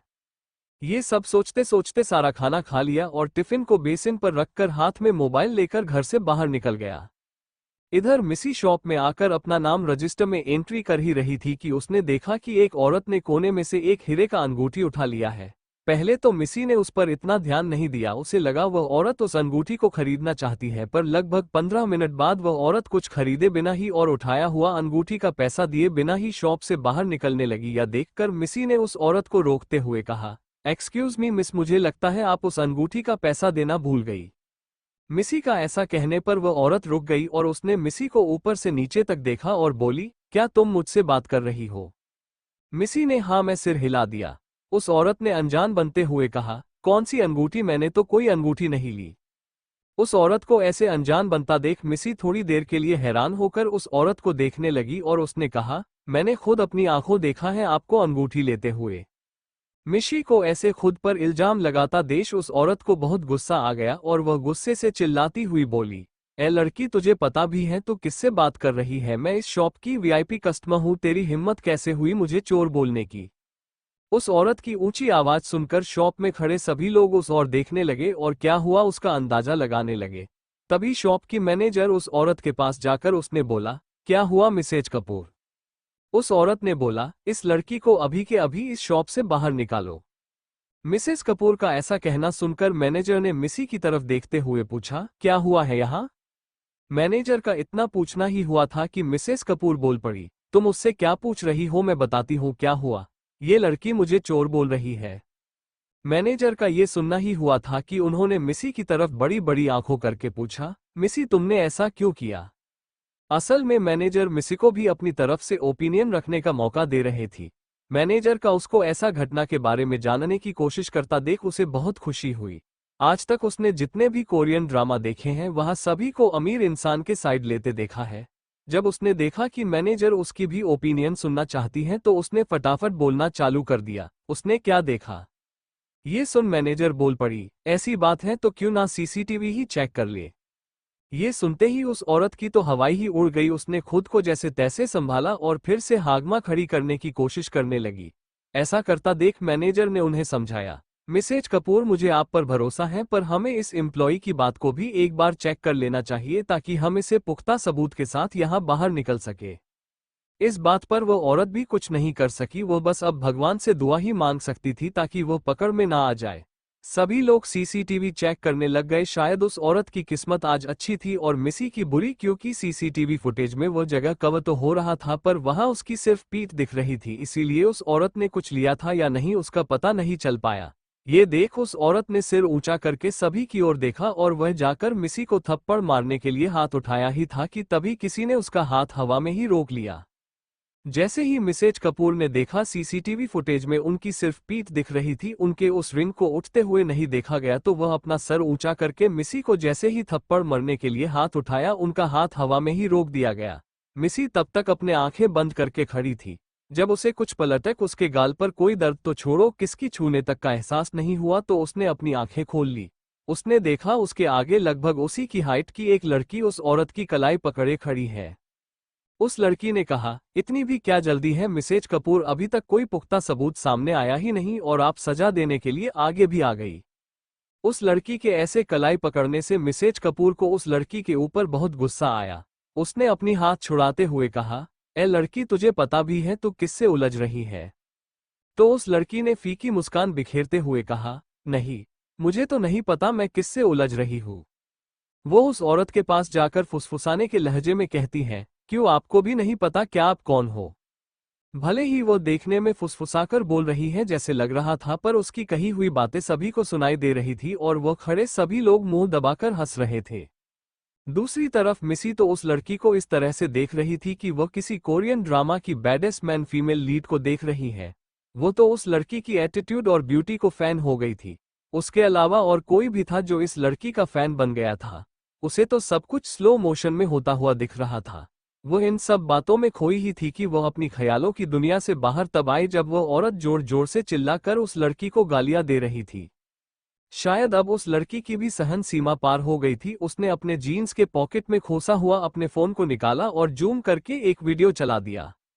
ये देखकर तो वहां खड़े सभी लोग चौंक कर कभी उस लड़की की तरफ देखते कभी उस औरत की तरफ। वो औरत भी आंखें फाड़कर उस वीडियो को देख रही थी। यह वीडियो देखकर तो मिसी भी चौंक गई। दरअसल वो वीडियो उस औरत की अंगूठी उठाने की थी। वीडियो में साफ दिख रहा थी कैसे वह औरत कोने में बनी कैबिनेट की एक अंगूठी उठाकर अपनी एक उंगली में लगा लेती है। शायद उस औरत की प्लानिंग ये थी कि वह चोरी छुपके एक अंगूठी उठा लेगी और उसे पहन लेगी। ऐसा करने पर उस पे किसका शक नहीं जाएगा। वैसे भी मिसी ने तो उस लेडी को सिर्फ रिंग उठाते हुए देखा था। मिसी तो एक टक उस औरत की तरफ देखे जा रही थी। वो मन में सोच रही थी कोई इंसान बिना हिचके कैसे झूठ बोल सकता है। सीसीटीवी देखने के बाद तो उसे भी लगने लगा था शायद उसने कुछ गलत देख लिया था। वह तो उस औरत से माफी मांगने वाली थी, यहाँ तक कि वह उसे जो भी सजा देंगी उसे भी मानने वाली थी। वीडियो देखने के बाद सारे लोगों के बीच में हड़कंप सा मच गया था, पर इसी बात का फायदा उठाकर वह औरत वैसे खिसकने की फिराक में थी, पर उसके पास में ही खड़ी मैनेजर ने उसका रास्ता रोक दिया। थोड़ी देर बाद दो लड़कियां एक पार्क में बैठी हुई थी। एक तो थी मिसी, दूसरी वही लड़की जिसने उस औरत की वीडियो दिखाई थी। दोनों पार्क के बेंच में बैठे थे। मिसी के हाथ में टिफिन था और दूसरी लड़की के हाथ पर 2-3 शॉपिंग बैग्स। मिसी ने टिफिन खोलते हुए कहा, क्या किसी की शादी है? मिसी की अचानक इस सवाल सुनकर वो लड़की चौंक गई और मिसी से पूछा, तुम्हें कैसे पता चला? मिसी ने कहा, कॉमन सेंस मतलब? उस लड़की ने मिसी की बात का मतलब पूछते हुए कहा। मिसी ने भी मतलब समझाते हुए कहा, मतलब ये कि आप और मैं 1 घंटे से एक साथ घूम रहे हैं और आप तभी से शादियों में पहने जाने वाली कपड़े और गहने खरीद रहे थे। मिसी की बात समझते हुए उस लड़की ने भी कहा, अगर तुम भी थोड़ा कॉमन सेंस यूज करती तो मेरी मदद की कोई जरूरत ही नहीं पड़ती। उस लड़की की बात सुनकर मिसी कंफ्यूज हो गई। उस लड़की ने भी मतलब समझाते हुए कहा, अगर तुमने कुछ जगह में जाकर अंगूठी देखी होती तो मैं पता चल जाता कि वहां एक अंगूठी इस औरत ने ली है। उस लड़की की बात सुनकर ऐसे थोड़ी देर चुप रही और उसने पूछा, आपको क्या लगता है उस औरत ने डिफेक्टेड पीस ही क्यों उठाए? इस बार वो लड़की कंफ्यूज हो गई। मिसी उस लड़की की चेहरा देखकर समझ गई उसे कुछ समझ में नहीं आया। मिसी ने कहना जारी रखा, दरअसल उस औरत ने जहां से रिंग उठाई थी उस केबिन में सिर्फ डिफेक्टिव चीज ही रखा जाता है। अगर उसे चोरी करना ही था तो अच्छा चीज उठा लेती। उस औरत का नाटक देखा आपने? अगर वो कोई सीरियल करती ना तो उसे अभी तक उसके विलेन रोल के लिए एक अवार्ड में मिल जाता। मिसी की ऐसी बातें सुनकर लड़की अपने आप को हंसने से नहीं रोक पाई।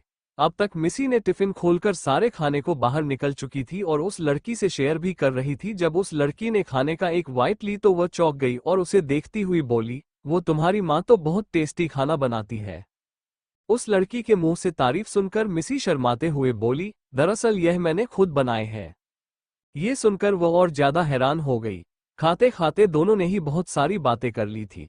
तभी मिसी ने उस लड़की से पूछा, हम लोग करीबन 1 घंटे से एक साथ घूम रहे हैं और बातें कर रहे हैं पर अभी तक मुझे आपका नाम तक नहीं पता। वो लड़की भी हाँ मैं सिर हिलाते हुए बोली, मेरा नाम काजल शाह है। काजल ने आगे पूछा, और तुम्हारा? मिसिका शर्मा। मिसी ने हाथ बढ़ाते हुए कहा, फ्रेंड्स। काजल ने भी हाथ मिलते हुए कहा, फ्रेंड्स। मिसी ने हाथ बढ़ाते हुए कहा, फ्रेंड्स। काजल ने भी हाथ मिलते हुए कहा, फ्रेंड्स। दोनों ने ही कुछ देर और बातें की और काजल मिसी को बाय कहते हुए अपने घर के लिए निकल गई। वहीं मिसी भी अपने काम में लग गई। ऐसे ही दिन निकल गई। अब रात होने को आई। मिसी ने मयंक का रूम साफ कर दिया था। अब वो बर्तन धो रही थी। इस वक्त मयंक घर में नहीं था। मिसी अभी बर्तन धो रही थी। तभी वो पीछे पलटी। पीछे देखकर वो दंग रह गई। वो जिस चम्मच को माइक की तरह पकड़कर उछल उछल के गाना गा रही थी वो उसके हाथ से छूटकर नीचे गिर गया और वह जो भी गाना किसी रॉकस्टार की तरह गा रही थी उसके बोल गले में ही जा अटक गई थी। काजल भी अपने फ्लैट में पहुंच गई थी। उसने बाहर ही डिनर कर ली थी। अब वो फ्रेश होकर बिस्तर में बैठ व्हाट्सएप खोल देखती है कि मीना ने उसे काफी सारे फोटोज शेयर किया हुआ था। उसने सारे लहंगे साड़ी और गहने के फोटो दे रखे थे जो आज उसने अपने इन लॉज के साथ खरीदे थे। उसने भी उन फोटोज पर रिएक्ट किया और जैसे ही वो फोन को लॉक करने ही वाली थी कि उसने देखा कि कोई नई नंबर से उसे मैसेज आई हुई थी। प्रोफाइल में एक क्यूट पप्पी की फोटो लगी हुई थी। उसने ओपन करके देखा तो मैसेज मिसी का था। मिसी ने लिखा था, हाय काजल, इट्स मिसी का, आज मुलाकात हुई थी। काजल ने भी रिप्लाई में कहा, हाँ मिसी का, बोलो कैसी हो। ये सेंड करने के बाद उसने देखा कि मिसी तो ऑफलाइन है। इसीलिए उसने अपने फोन को बेड के पास वाले टेबल में रखा और सो गई। वहीं दूसरी तरफ मिसी आंखें फाड़कर उसके आगे खड़े इंसान को देखने लगी। उसे तो लगा था मयंक नहीं है। वैसे वह घर में था भी नहीं, अब आया कहां से? उसे तो डोर लॉक खुलने की आवाज भी नहीं आई। मयंक को देख मिसी के गले से सिर्फ एक ही बोल फूटा, वह था, आप। मयंक ने कहा, हाँ मैं क्यों, मैं नहीं हो सकता अपने घर में? या आप नहीं चाहती थी मैं ये प्रेजेंट रहूं? मयंक ने मिसी को एम्बेरसमेंट को भाप लिया था और अब वो मिसी को चुराने का मौका नहीं गंवाना चाहता था। असल में हुआ कुछ ऐसा था कि मिसी जब मयंक के फ्लैट में आई थी उसने डोर की अच्छे ही नहीं लगाया था। जैसे ही मयंक फ्लैट पहुंचा उसने डोर खुला देखा। उसे लगा कोई चोर घुस आया होगा, सो उसने हाथ में फ्लावर पॉट उठा लिया और सावधानी से कदम बढ़ाते हुए अंदर आने लगा। वो जैसे जैसे कदम बढ़ा रहा था वैसे ही उसे किसी की गाना गाने की आवाज सुनाई दी जिसे वह और अंदर आया। उसे गाने की कम गला पड़ने की आवाज सुनाई दी। वह जैसे ही उस आवाज का पीछा करते हुए आगे बढ़ा, किचन का नजारा देख दंग रह गया। उसने देखा मिसी अपने दोनों हाथ से चम्मच पकड़ किसी पागल की तरह सिर जोर जोर से हिलाते हुए गाना गा रही थी। थोड़ी देर के लिए यह नजर देख मयंक दंग रह गया। थोड़ी देर बाद उसने अपने पेंट के पॉकेट से अपना मोबाइल निकल लिया और मिसी की वीडियो बनाने लगा। पता नहीं मिसी कितनी देर तक अपना ये पागलपंती करती रही। जैसे वह पीछे मुड़ी तो वहां उसे मयंक दिखा। मयंक का सवाल सुन वो और भी ज्यादा एम्बेरेस हो गई। उसने फटाफट अपने हाथ में पकड़े चम्मच को धोया और वहां से भागने लगी। हड़बड़ी में उसका सिर दरवाजे से जा भिड़ा। उसको इसे हड़बड़ी में भागता देख मयंक भी उसके पीछे पीछे जाने लगा। जब उसने देखा मिशिका सर ही दरवाजे से जा भिड़ा तो उसने उसे आराम से जाने को कहा, पर उसने एक बार भी मुड़कर नहीं देखा और दरवाजे में रखे उसके चप्पल को हाथ में उठाया और वहां से भाग निकली। उसको इस तरह से भागता देख मयंक, जो कब से अपनी हंसी अपने मुंह में दबाए हुए था, जोर जोर से हंसने लगा। दरवाजा खुला होने की वजह से भागती हुई मिसी को भी उसकी हंसी सुनाई दे रही थी। वो मयंक को हजार गालियां देती हुई और खुद को भी कोसते हुए अपने छोटे से फ्लैट में चली गई। आलीशान बंगले की एक आलीशान रूम के बिस्तर में लेटा हुआ सिद्धार्थ अकेले अकेले मुस्कुरा रहा था। अभी भी उसके आगे वही सीन आ रहा था, कैसे वो लड़की उस औरत को सबक सिखा रही थी। वो इन्हीं ख्यालों में खोया हुआ ही था कि उसके फोन पर बिप की आवाज हुई। यह आवाज सुन वह झट से बेड पर बैठ जाता है। वह देखता है उसके फोन पर एक नंबर से उसके लिए 2 मैसेज आया हुआ है। जैसे ही उसने वह मैसेज खोलकर देखा, पहले मैसेज में लिखा था इन्फॉर्मेशन ईमेल कर दिया है। दूसरे मैसेज में लिखा था पेमेंट करने में देर मत करना। सिद्धार्थ ने दूसरे मैसेज को पूरी तरह से इग्नोर किया और ईमेल चेक करने लगा। उसे अभी अभी एक मेल आया था। उसने उस मेल को खोला तो वहां एक फाइल था। फाइल का नाम था इन्फॉर्मेशन अबाउट काजल। काजल पढ़ उसने मन में ही बुदबुदाया, अच्छा तो तुम्हारा नाम काजल है। ये बोल वो उस फाइल को डाउनलोड करने लगा। उधर मिसी अपने फ्लैट पर आकर अपने सिर पर बर्फ लगाने लगी, क्योंकि दरवाजे में सिर लगने की वजह से उसका सिर अभी तक झन्ना रहा था। उसे जहां चोट लगी थी वह जगह सूज गई थी, सो वो बर्फ की मदद से दर्द कम करना चाह रही थी। उसने एक हाथ में बर्फ का टुकड़ा पकड़े हुए थी और दूसरे हाथ से फोन चला रही थी। तभी उसने देखा कि काजल का रिप्लाई आया है, तो उसने मैसेज ओपन किया तो देखा काजल के 2 मैसेज पड़े हुए थे। उसने उसे उन मैसेजेस का रिप्लाई दिया और सो गई। इधर मयंक को अभी भी बहुत हंसी आ रही थी। उसने अपने फोन पर उस वीडियो को ओपन किया जो थोड़ी देर पहले मयंक ने मिसी की ली थी। या देख उसे फिर से हंसी आने लगी। वो बहुत देर तक हंसता रहा। थोड़ी देर हंसने के बाद उसके मुंह से बेख्याली में को क्यूट निकल गया। वह भी सो गया। पर यहाँ कोई था जिसकी हवाएं उड़ी हुई थी। सिद्धार्थ लगभग 10 मिनट से काजल के वही 2 शॉकिंग इन्फॉर्मेशन को बार बार पढ़ रहा था। उसे विश्वास ही नहीं हो रहा था। वो कब से खुद से ही बोले जा रहा था, ये कैसे हो सकता है, ये होना इम्पॉसिबल है, इट कांट बी पॉसिबल। वो कब से यही बड़बड़ाए जा रहा था। सिद्धार्थ लगभग 10 मिनट से काजल के वही 2 शॉकिंग इन्फॉर्मेशन को बार बार पढ़ रहा था। उसे विश्वास ही नहीं हो रहा था। वो कब से खुद से ही बोले जा रहा था, ये कैसे हो सकता है, ये होना इम्पॉसिबल है, इट कांट बी पॉसिबल। वो कब से यही बड़बड़ाए जा रहा था। जब उसे काजल की इन्फॉर्मेशन की फाइल मिली, वहां पहले पेज में ही उसे उसकी हंसती हुई फोटो मिली। जब उसने उस फोटो को देखा, उसे आज दोपहर की वो इंसिडेंट की याद आ गई। आज शनिवार होने के कारण सिद्धार्थ और मयंक ने कल ही आज घूमने की ओर चिल करने का प्लान बना लिया था। जब वो दोपहर को खाने के लिए एक रेस्टोरेंट की तरफ जा रहे थे, तभी उन्हें किसी औरत की आवाज सुनाई दी। दरअसल मिसी जहां पार्ट टाइम जॉब करती थी, उसके ऊपर के फ्लो में एक बहुत ही पॉपुलर रेस्टोरेंट था। मयंक और सिद्धार्थ भी वही लंच करने के लिए जा रहे थे। जब सिद्धार्थ ने उस आवाज की तरफ देखा तो उसने देखा वहां एक बड़े से फैशन शोरूम था। वहां काफी सारे लोग खड़े होकर कुछ देख रहे थे। उसे वहां कुछ होने का अंदाजा हुआ तो हमारा गॉसिप किंग सिद्धार्थ कहाँ पीछे हटा। वह भी भीड़ में खड़ी हुई एक आंटी को पूछते हुए जायजा ले ही रहा था कि तभी उसे किसी लड़की की आवाज सुनाई दी। वह कह रही थी, मुझे तो नहीं पता मैं किससे उलझ रही हूँ। क्यों, आपको भी नहीं पता क्या आप कौन हो? अब तक सिद्धार्थ को भी अंदाजा हो गया था कि यहाँ हुआ क्या था। जब उसने उस लड़की की यह बातें सुनी तो उसे उस लड़की को देखने का बहुत मन कर रहा था। वो भीड़ होने के कारण उसे उस लड़की का चेहरा नहीं दिख रहा था। उसने उचककर उसे देखने की कोशिश की तो उसे सिर्फ उस लड़की के साइड फेस ही दिख रहा था। जब उसने अपने पेंट के पॉकेट से फोन निकलकर वीडियो प्ले किया, तब सिद्धार्थ को उस लड़की का चेहरा दिखाई दिया। जैसे ही उसे उसका फेस दिखा, उसके मुंह से निकल पड़ा ब्यूटीफुल। जब सब लोगों की नजर वीडियो पर थी, तब सिद्धार्थ की नजर तो बस काजल के सुंदर सी चेहरे को देख रहा था। जिस सिद्धार्थ को थोड़ी देर पहले उस हंगामे पर इंटरेस्ट था, वही उसकी इंटरेस्ट कोई और ही बन चुकी थी। उसने बेख्याली में ही अपना मोबाइल निकाला, उस काजल के काफी सारी फोटोज क्लिक कर ली। काजल को कुछ पता नहीं चला, क्योंकि हमारे देश के जागृत सिटीजन हंगामे की वीडियो जो बना रहे थे, तभी से वो सिर्फ काजल के ख्यालों में खोया रहा। मयंक ने उसे ऐसा देख पूछा भी क्या हुआ, तो वो बोला, शायद प्यार। मयंक ने ना में सिर हिला दिया, क्योंकि उसे पता था उसके दोस्त को हर दूसरे दिन किसी न किसी से प्यार हो जाता है। ये सोच उसने उस पर ध्यान नहीं दिया। पर उसे क्या पता था उसके दोस्त को अब सच्चा वाला प्यार होने वाला था, वह टाइम पास वाला नहीं। उसने जो लड़की अभी अभी देखा था उसने उसके दिल को धड़का दिया था। तभी से वो उस लड़की के बारे में जानने के लिए बेकरार था। उसने अपने एक फ्रेंड जो सीक्रेट डिटेक्टिव का काम करता था उसे इस लड़की के बारे में पता करने के लिए लगा दिया था। जब से उसे इन्फॉर्मेशन मिला तब से उसे इस बात पर यकीन ही नहीं हो रहा था कि ये और कोई नहीं मिस्टर साकी इकलौती बेटी है। उसे तो उससे भी ज्यादा शौक तब लगा जब उसने पढ़ा कि वो उसके कंपनी में ही रिसेप्शनिस्ट का काम करती है। दरअसल काजल जाने माने बिजनेसमैन मिस्टर शाह की बेटी है ये कोई नहीं जानता था, क्योंकि आज तक किसी ने भी मिस्टर शाह की फैमिली को नहीं देखा था। ये तक कि मीना को भी काजल मिस्टर शाह की बेटी है इस बात का पता नहीं था। बाद में इस सदमे से बाहर आने के लिए सिद्धार्थ को कम से कम 15 मिनट लग गए। जब वो सदमे से बाहर आया उसने अपना दिमाग काफी चलाया तो उसे लगा शायद काजल अपने आप को लो स्टैंडर्ड में रखना पसंद करती है। जैसे ही उसे ये ख्याल आया वो उससे और ज्यादा इम्प्रेस हो गया।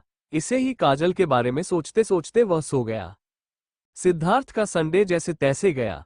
उसे काजल को फिर से देखने का बहुत मन हो रहा था। वो बार बार उसकी इन्फॉर्मेशन फाइल में मिली उसकी फोटो को अपने मोबाइल में देखे जा रहा था।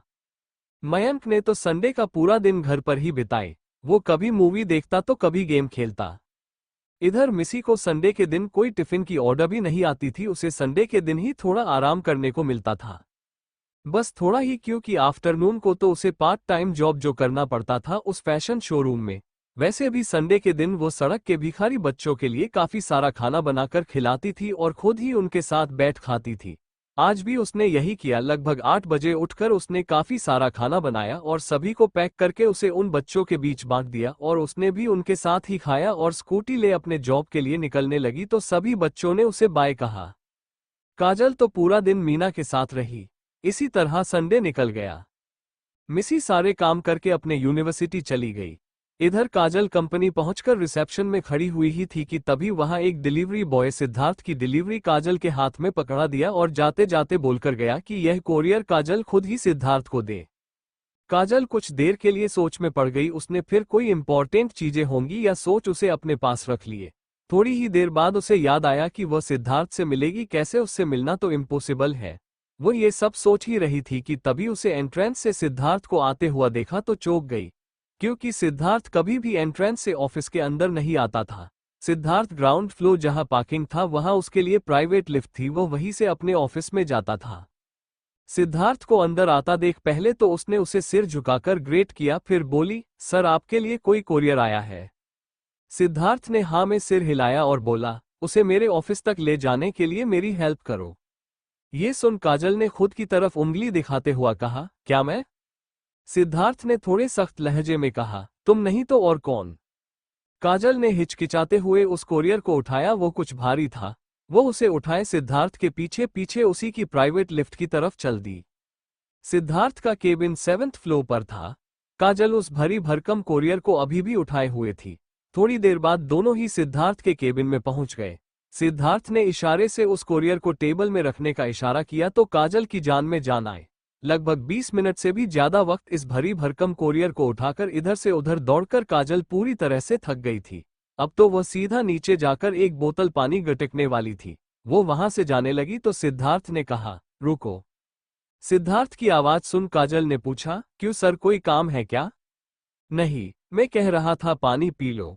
ये सुन काजल मन ही मन बड़बड़ी, कम से कम इसे में इतनी तो अकल है पानी पीने को बोला, वरना मुझे तो लगा था इसमें थोड़ी सी भी अकल नहीं है। काजल ऐसा इसलिए बोल रही थी क्योंकि सिद्धार्थ खुद एक लड़का होकर इतना भारी सामान उससे उठवा रहा था।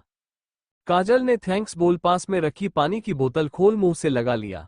उसे इतनी प्यास लगी थी कि कोई उसे आंखें फाड़ फाड़ कर घूर रहा है इस बात की भी कोई भनक नहीं लगी।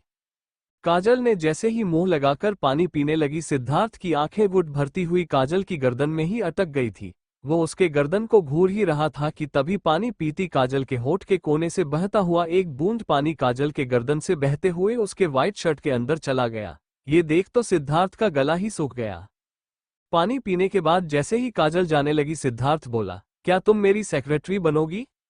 सिद्धार्थ के केबिन पहुंचते ही काजल बॉक्स को रख वहां से जाने लगी तो सिद्धार्थ ने उसे पानी ऑफर किया।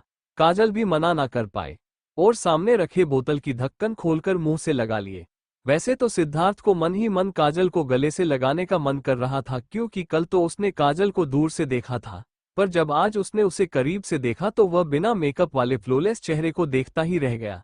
पर अब उसमें उसके ही सामने ऐसे पानी पी तो वो खुद पर से अपना कंट्रोल खोने लगा था। ये सच था कि वो फ्लर्टी था। आज तक उसकी 50 से भी ज्यादा गर्लफ्रेंड बनाई है, पर उसने कभी भी अपनी लिमिट क्रॉस नहीं की। उसे कभी भी कोई भी लड़की से वो वाली फीलिंग आती ही नहीं थी जो प्यार में पड़ने पर हो। बेसिकली कहे तो उसने आज तक इतनी लड़कियों को इसलिए डेट किया था ताकि उसे ऐसी लड़की की तलाश थी जिसे देख ऐसी फीलिंग आए, हाँ यही है वो लड़की जिसे मैं ढूंढ रहा था। आज उसे ऐसी फीलिंग इस लड़की से आ रहा था जिसे उसने कल ही देखा था। पानी पीने के बाद काजल जाए ही जाने लगी। सिद्धार्थ थोड़ा हड़बड़ा सा गया। वो काजल को रोकना चाहता था, सो हड़बड़ी में उसके मुंह से निकल गया कि क्या वो उसकी सेक्रेटरी बनना चाहेगी। जब उसने ऐसे कहा तो वह खुद भी हड़बड़ा सा गया, पर फिर भी वह अपनी हड़बड़ाहट छुपाते हुए बोला, दरअसल मुझे सेक्रेटरी की नीड थी। मैंने सोचा कि किसको हायर करने की वजह कंपनी के ही किसको ये पोस्ट मिलना चाहिए, इसीलिए मैंने काफी सारे एम्प्लॉय की रेज्यूमे देखा था, उसमें से मुझे तुम इस पोस्ट के लिए बेस्ट लगी। तुम इतनी पढ़ी लिखी होने के बाद भी एक रिसेप्शनिस्ट का काम करती हो। काजल के बिना कुछ पूछे ही सिद्धार्थ किसी रट्टू तोते की तरह बोलने लगा। सिद्धार्थ ने जब बोलना बंद किया तो काजल ने धीरे से हाँ में सिर हिला दिया और बोली, मे आई गो नाउ। सिद्धार्थ ने अपनी खुशी को सीने में दबाए बोला, यस, और आप कल से ज्वाइन कर सकती हैं एज अ सेक्रेटरी। काजल ने भी हाँ में सिर हिला दिया और नीचे की ओर भाग गई और मीना के गले से लग गई। उसका ऐसे गले लगाने से मीना चौंक गई, क्योंकि काजल एक इंट्रोवर्ट लड़की थी। वो कभी भी खुशी हो या दुख किसी के सामने जाहिर नहीं करती थी। ये तक कि इन 6 महीने जब से उसने काजल को देखा था उसने कभी भी उसे इतना खुश नहीं देखा था। उसे इतना खुश देख मीना ने भी खुश होते हुए पूछा, अरे यार अब बताएगी भी कि क्या हुआ, क्यों इतना खुश हो रही है। काजल चहकते हुए सिद्धार्थ के ऑफिस में जो कुछ भी हुआ सब बता देती है। सिद्धार्थ की कंपनी के आगे वही छोटी बच्ची जो उस दिन मिसी और मयंक के साथ लिफ्ट में थी, वो सिद्धार्थ के कंपनी के सामने खड़ी थी और कंपनी के बिल्डिंग को देख मुस्कुराती है और वहां से चली जाती है। इधर मीना जैसे ही उसकी बात सुनती है वह भी खुश होते हुए उसे पार्टी देने को कहती है, तो काजल कहती है, तो ठीक है, आज का लंच मेरी तरफ से, आज हम बाहर खाएंगे। काजल की बात सुन मीना बोलती है, यार आज तो नहीं हो पाएगा, आज मैंने हाफ लीव ली है, आज मुझे मनन से मिलने जाना है। मीना की बात सुन काजल ठीक है कहती है। दूसरी तरफ मिसी यूनिवर्सिटी लाइब्रेरी में थी। वह एक लड़की के साथ बैठ कुछ डिस्कस कर असाइनमेंट लिख रही थी। उन्हें यह असाइनमेंट कल सबमिट करना था, सो वह इसे उसकी पार्टनर के साथ बैठ असाइनमेंट बना रही थी। वैसे तो उनकी अभी कोई क्लास नहीं थी, पर उसे असाइनमेंट के बारे में उसकी पार्टनर से डिस्कस करना था, तो वह वही बना रही थी। इसके कारण उसने कन्वीनियंस स्टोर वाली उसकी पार्ट टाइम जॉब से 2 दिन के लिए छुट्टी ले रखी थी। इसे ही शाम हो गई। मिसी अपने फ्लैट आ गई। वो जल्दी से फ्रेश हुई और सीधा खाना बनाने लगी। उसने लंच भी नहीं की थी, सो उसने जल्दी से खाना बनाया और मयंक के लिए खाना पैक करके उसके रूम में आ गई। वो खाना रख जैसे ही जाने लगी, वो दरवाजे से अंदर आते मयंक से टकराते टकराते बची। उसे अभी भी कल वाली उसकी हरकतों से शर्मिंदा थी। वह उसे देखने की भी हिम्मत नहीं कर पा रही थी। वो चुपचाप वहां से जाने लगी तो मयंक ने कहा, सुनो, तुम भी खाना खा लो मेरे साथ। ये सुन वो जैसे ही उसे मना करने वाली मयंक ने ये भाप लिया था और उसे ब्लैकमेल करने के लिए अपने फोन में मिसी की कल की वीडियो चला दी। जैसे ही उसने किसी की गला फाड़ फाड़ कर गाना गाने की आवाज आई, उसने जैसे ही अपनी आवाज सुनी तो वह अपनी काली बड़ी बड़ी आंखों को और बढ़ाकर उसे घूरने लग जाती है। उसे इस वक्त मयंक पर बहुत गुस्सा आ रहा था। वो जैसे ही उसे फोन को छीनने वाली थी, मयंक ने झट से मोबाइल पकड़े हुए उसके दाहिने हाथ को ऊपर उठा लिया। मयंक को ऐसा करता देश मिसी को उस पर बहुत गुस्सा आ रहा था, इसीलिए वो उसके पास जाकर उछल उछल कर उसके हाथ से उसका मोबाइल छीनने की कोशिश करने लगी। मयंक तो बस अपनी हाथ ऊपर किए हुए उछलती हुई मिसी को ही देखे जा रहा था। वो जैसे ही उछलकर उसकी हाथ से फोन छीनने की कोशिश करती थी, वैसे ही उसका फेस मयंक के काफी पास आ जाता था। मयंक को तो वहां पर घटती सारी चीज स्लो मोशन में दिखाई दे रही थी। न जाने कब से वह मिसी में ही खोया हुआ था। उसका ध्यान तब टूटा जब मिसी ने थक कर हार मान ली और पैर पटक कर वहां से जाने लगी। मिसी को जाता देख मयंक अपनी हड़बड़ाहट छुपाते हुए बोला, कहाँ जा रही हो? मिसी ने पलटकर उसे घूर कर देखा और बोली, खाना लाने जा रही हूं। मयंक ने भी चेतावनी देते हुए बोला, वापस नहीं आए तो। उसका इतना ही कहना था कि मिसी बोल पड़ी, पता है तुम वो वीडियो वायरल कर दोगे, और पर पटकते हुए वहां से चली गई। उसको जाते देख मयंक ने एक गहरी सांस छोड़ा और कब से धड़कता हुआ उसे सीने के ऊपर हाथ रखा तो उसे महसूस हुआ उसका दिल इतनी स्पीड से धड़क रहा था कि जैसे कोई बुलेट ट्रेन हो। मिसी के जाने का बाद मयंक ने दरवाजा लगा लिया और अपने धड़कते हुए दिल को कंट्रोल में लाने की कोशिश करने लगा। वह अपने सीने के बाईं ओर देखते हुए बोला, "What's wrong with you? Why are you beating so fast? She is gone now. Calm down." ऐसा बोल वो सोफे पर बैठ गया। थोड़ी ही देर बाद दरवाजे पर नोक हुआ तो उसने दरवाजा खोल दिया। मिसी अपने हाथ पर खाने का डब्बा पकड़े हुए थी। दरवाजा खुलते ही मिसी उसके बगल से गुजरी तो उसे उसकी लगाई गई परफ्यूम की फ्रेग्रेंस उसके नाक पर लगी। वैसे ही मयंक का दिल उसके इतने पास से गुजरने से जोर जोर से धड़क रहा था, पर जैसे ही उसे उसकी लगाई गई फ्रेग्रेंस उसके नाक पर लगी उसे तो लगा वह पिघल ही जाएगा। मिसी ने देखा कि मयंक कब से दरवाजे पर ही खड़ा है। मिसी ने उसे बुलाते हुए बोली, "क्या आप आएंगे खाने के लिए? मैं बिल्कुल भी टाइम वेस्ट नहीं कर सकती, मुझे जाकर असाइनमेंट भी बनानी है।" मिसी की आवाज सुन मयंक चौंक गया। उसने जब मिसी की तरफ देखा तो मिसी ने खाना प्लेट में सजा दिया था। वह भी जाकर बैठ गया और खाना खाने लगा। खाना खाने के बाद मिसी जैसे ही प्लेट्स उठाने लगी तो मयंक ने कहा, "इन्हें छोड़ दो, मैं कर लूंगा।" मिसी हैरानी से उसे देखने लगी। उसे लग रहा था जो इंसान खुद से एक ग्लास पानी तक नहीं निकलता वो आज इतना सुधार कैसे गया। मिसी के ऐसे देखने से उसे पता चल गया कि वह क्या सोच रही है। मयंक अपना गला साफ करते हुए बोला, "ज्यादा खुश मत हो, आज तुम्हें असाइनमेंट पूरी करनी है, सो इसलिए आज यह मैं साफ कर देता हूँ। कल से तुम्हें फिर से टाइम में आना है।" मयंक की बात सुन मिसी ने अपना मुंह बिचका लिया और वो से बड़बड़ाते हुए चली गई।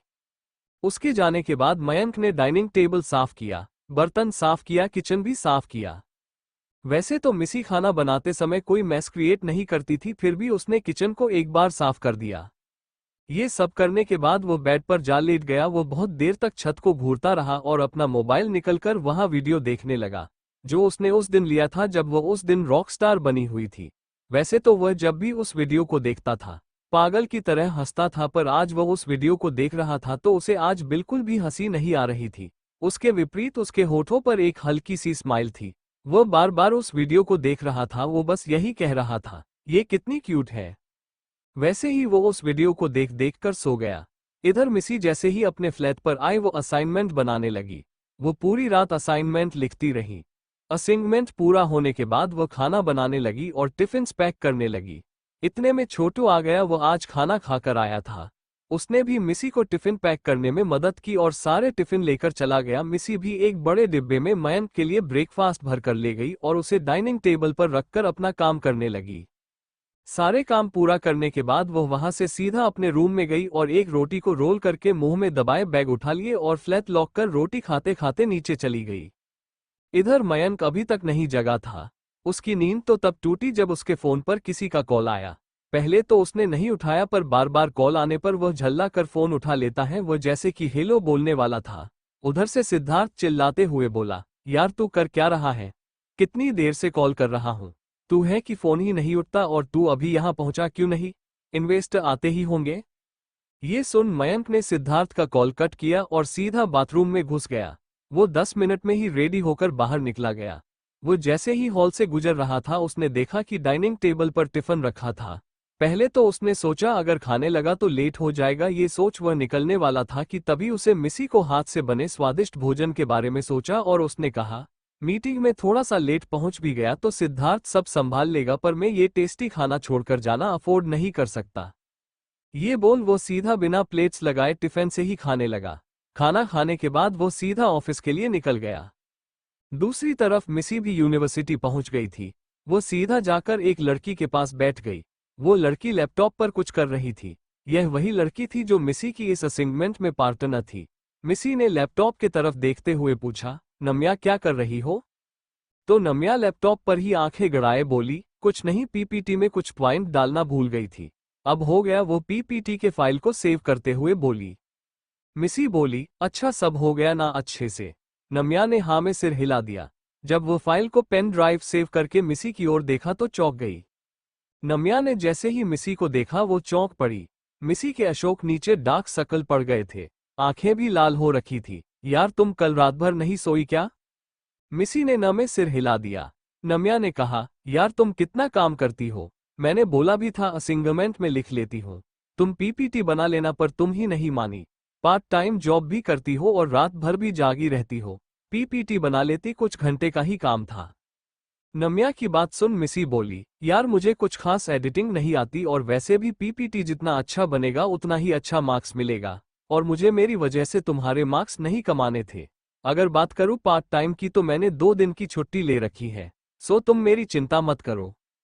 वो बातें कर ही रहे थे कि प्रोफेसर आ गए और बोले, कुछ काम के चलते आज पीपीटी नहीं होंगी पर असाइनमेंट आपको आज सबमिट करना पड़ेगा, सो प्लीज असाइनमेंट कलेक्ट कर मेरे डेस्क पर रखाएगा। ध्रुव, प्रोफेसर फ्रंट डेस्क पर बैठे एक स्टूडेंट को देख कहते हैं और चले जाते हैं।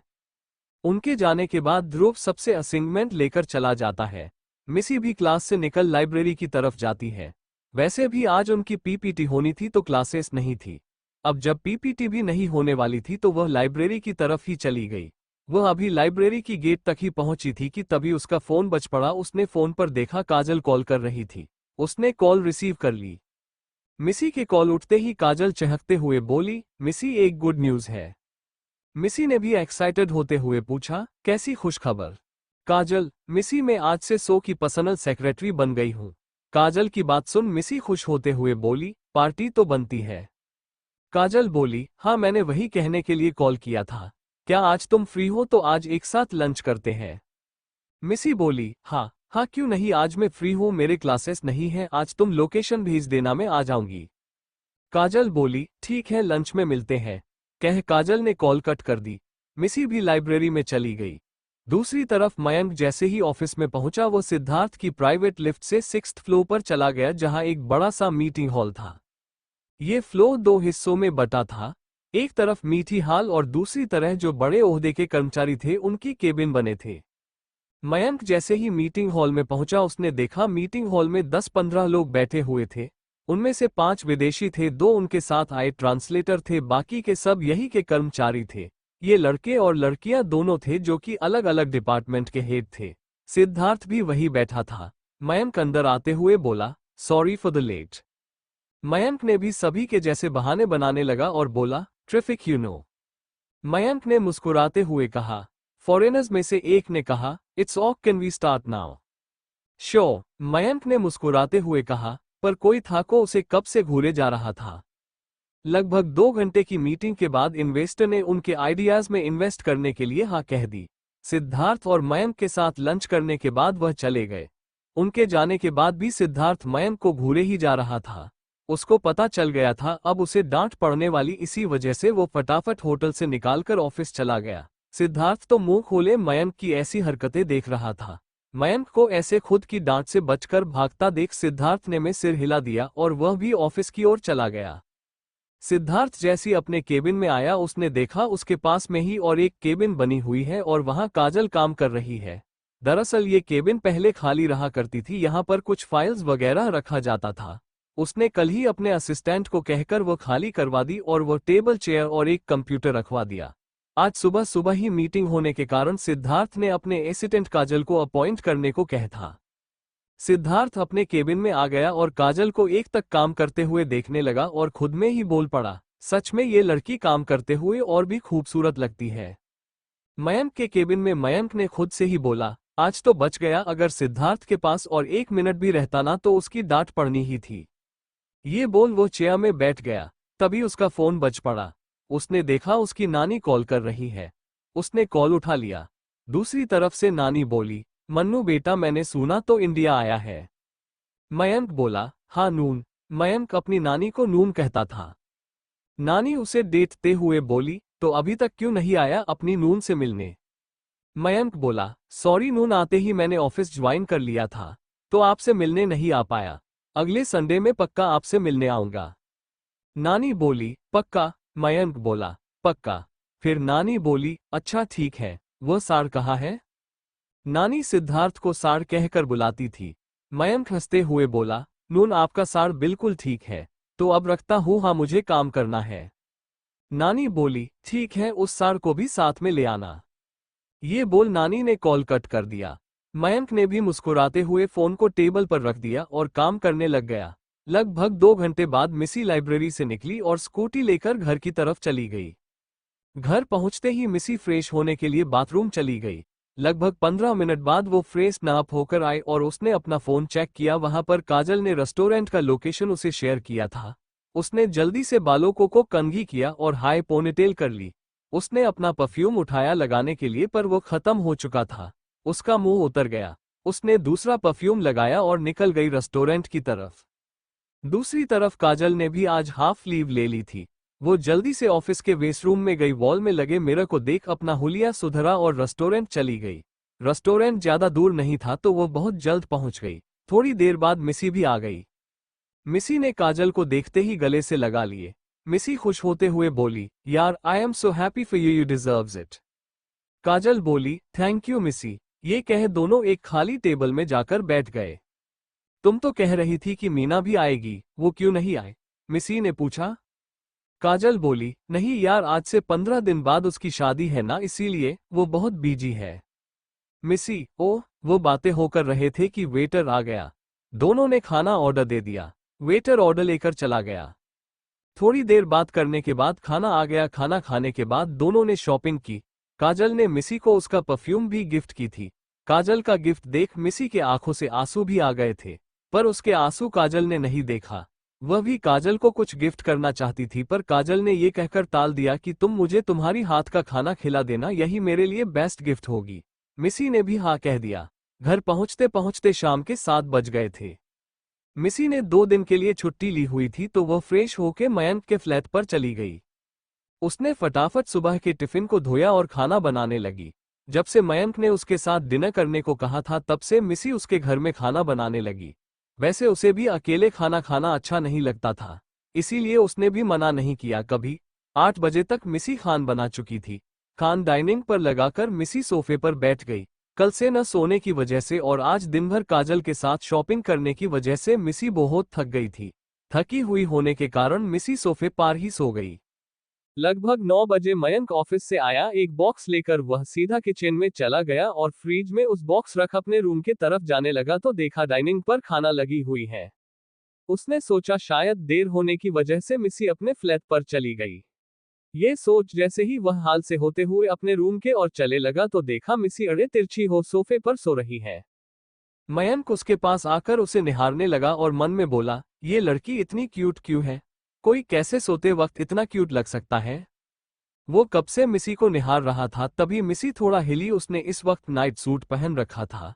उसका नाइट सूट छोटा था तो उसका पेंट का एक हिस्सा थोड़ा सा ऊपर आ गया और उसके अंदर पहनी हुई उसके अंडरवेयर दिख गया।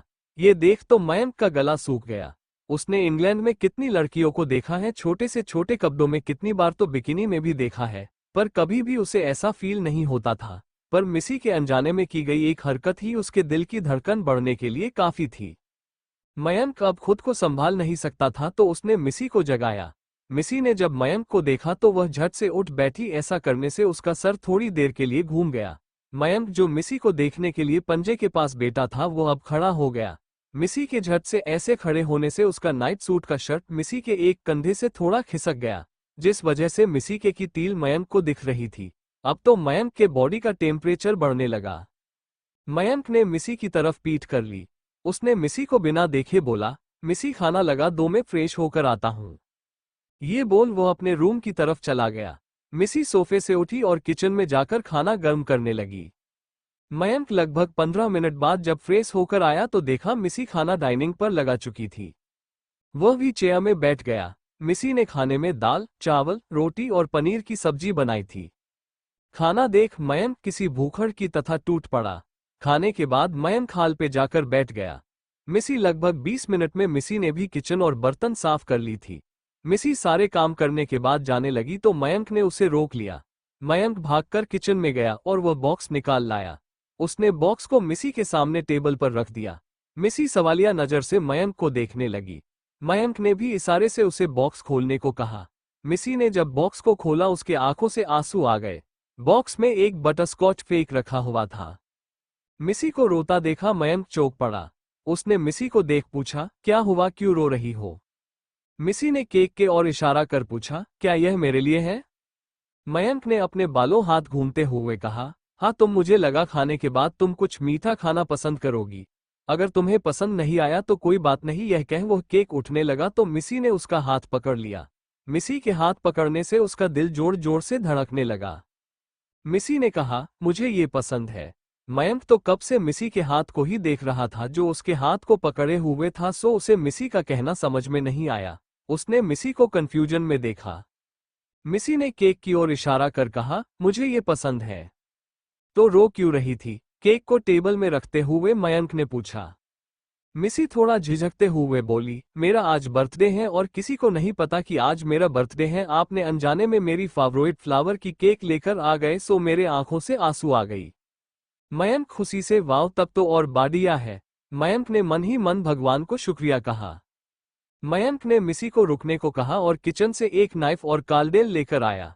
कैंडल को केक के बीचों बीच रखकर जला दिया और मिसी को नाइफ पकड़ा कर केक कतरने का इशारा किया। मिसी ने भी नाइफ ले ली और कैंडल बुझाने से पहले कोई विश मांगी और कैंडल पर फूंक मार दिया। पीछे से Mayank happy birthday to you Mishi का गा रहा था। मिसी के आंसू अभी भी नहीं थम रहे थे। उसने रोते रोते केक कट किया। केक का एक पीस उठाकर मयंक को खिलाने लगी तो मयंक ने उसका हाथ उसी की ओर पलटकर उसे खिला दिया। बाकी बचे केक के पीस को एक प्लेट में रख मिसी को सोफे पर बिठाते हुए मिसी के आंसू पोंछने लगा और बोला, बर्थडे के दिन कोई इसे रोता है? तुम रोते हुए बिल्कुल अच्छी नहीं लगती, बिल्कुल सुअर जैसी लगती हो। ये सुन तो मिसी और जोर जोर से रोने लगी। मयंक को कुछ नहीं समझ आ रहा था। अब वह क्या करे, सो वह मिसी के पास बैठ उसका सिर सहलाने लगा। उसका ऐसा करना मिसी को और ज्यादा भावुक कर गया।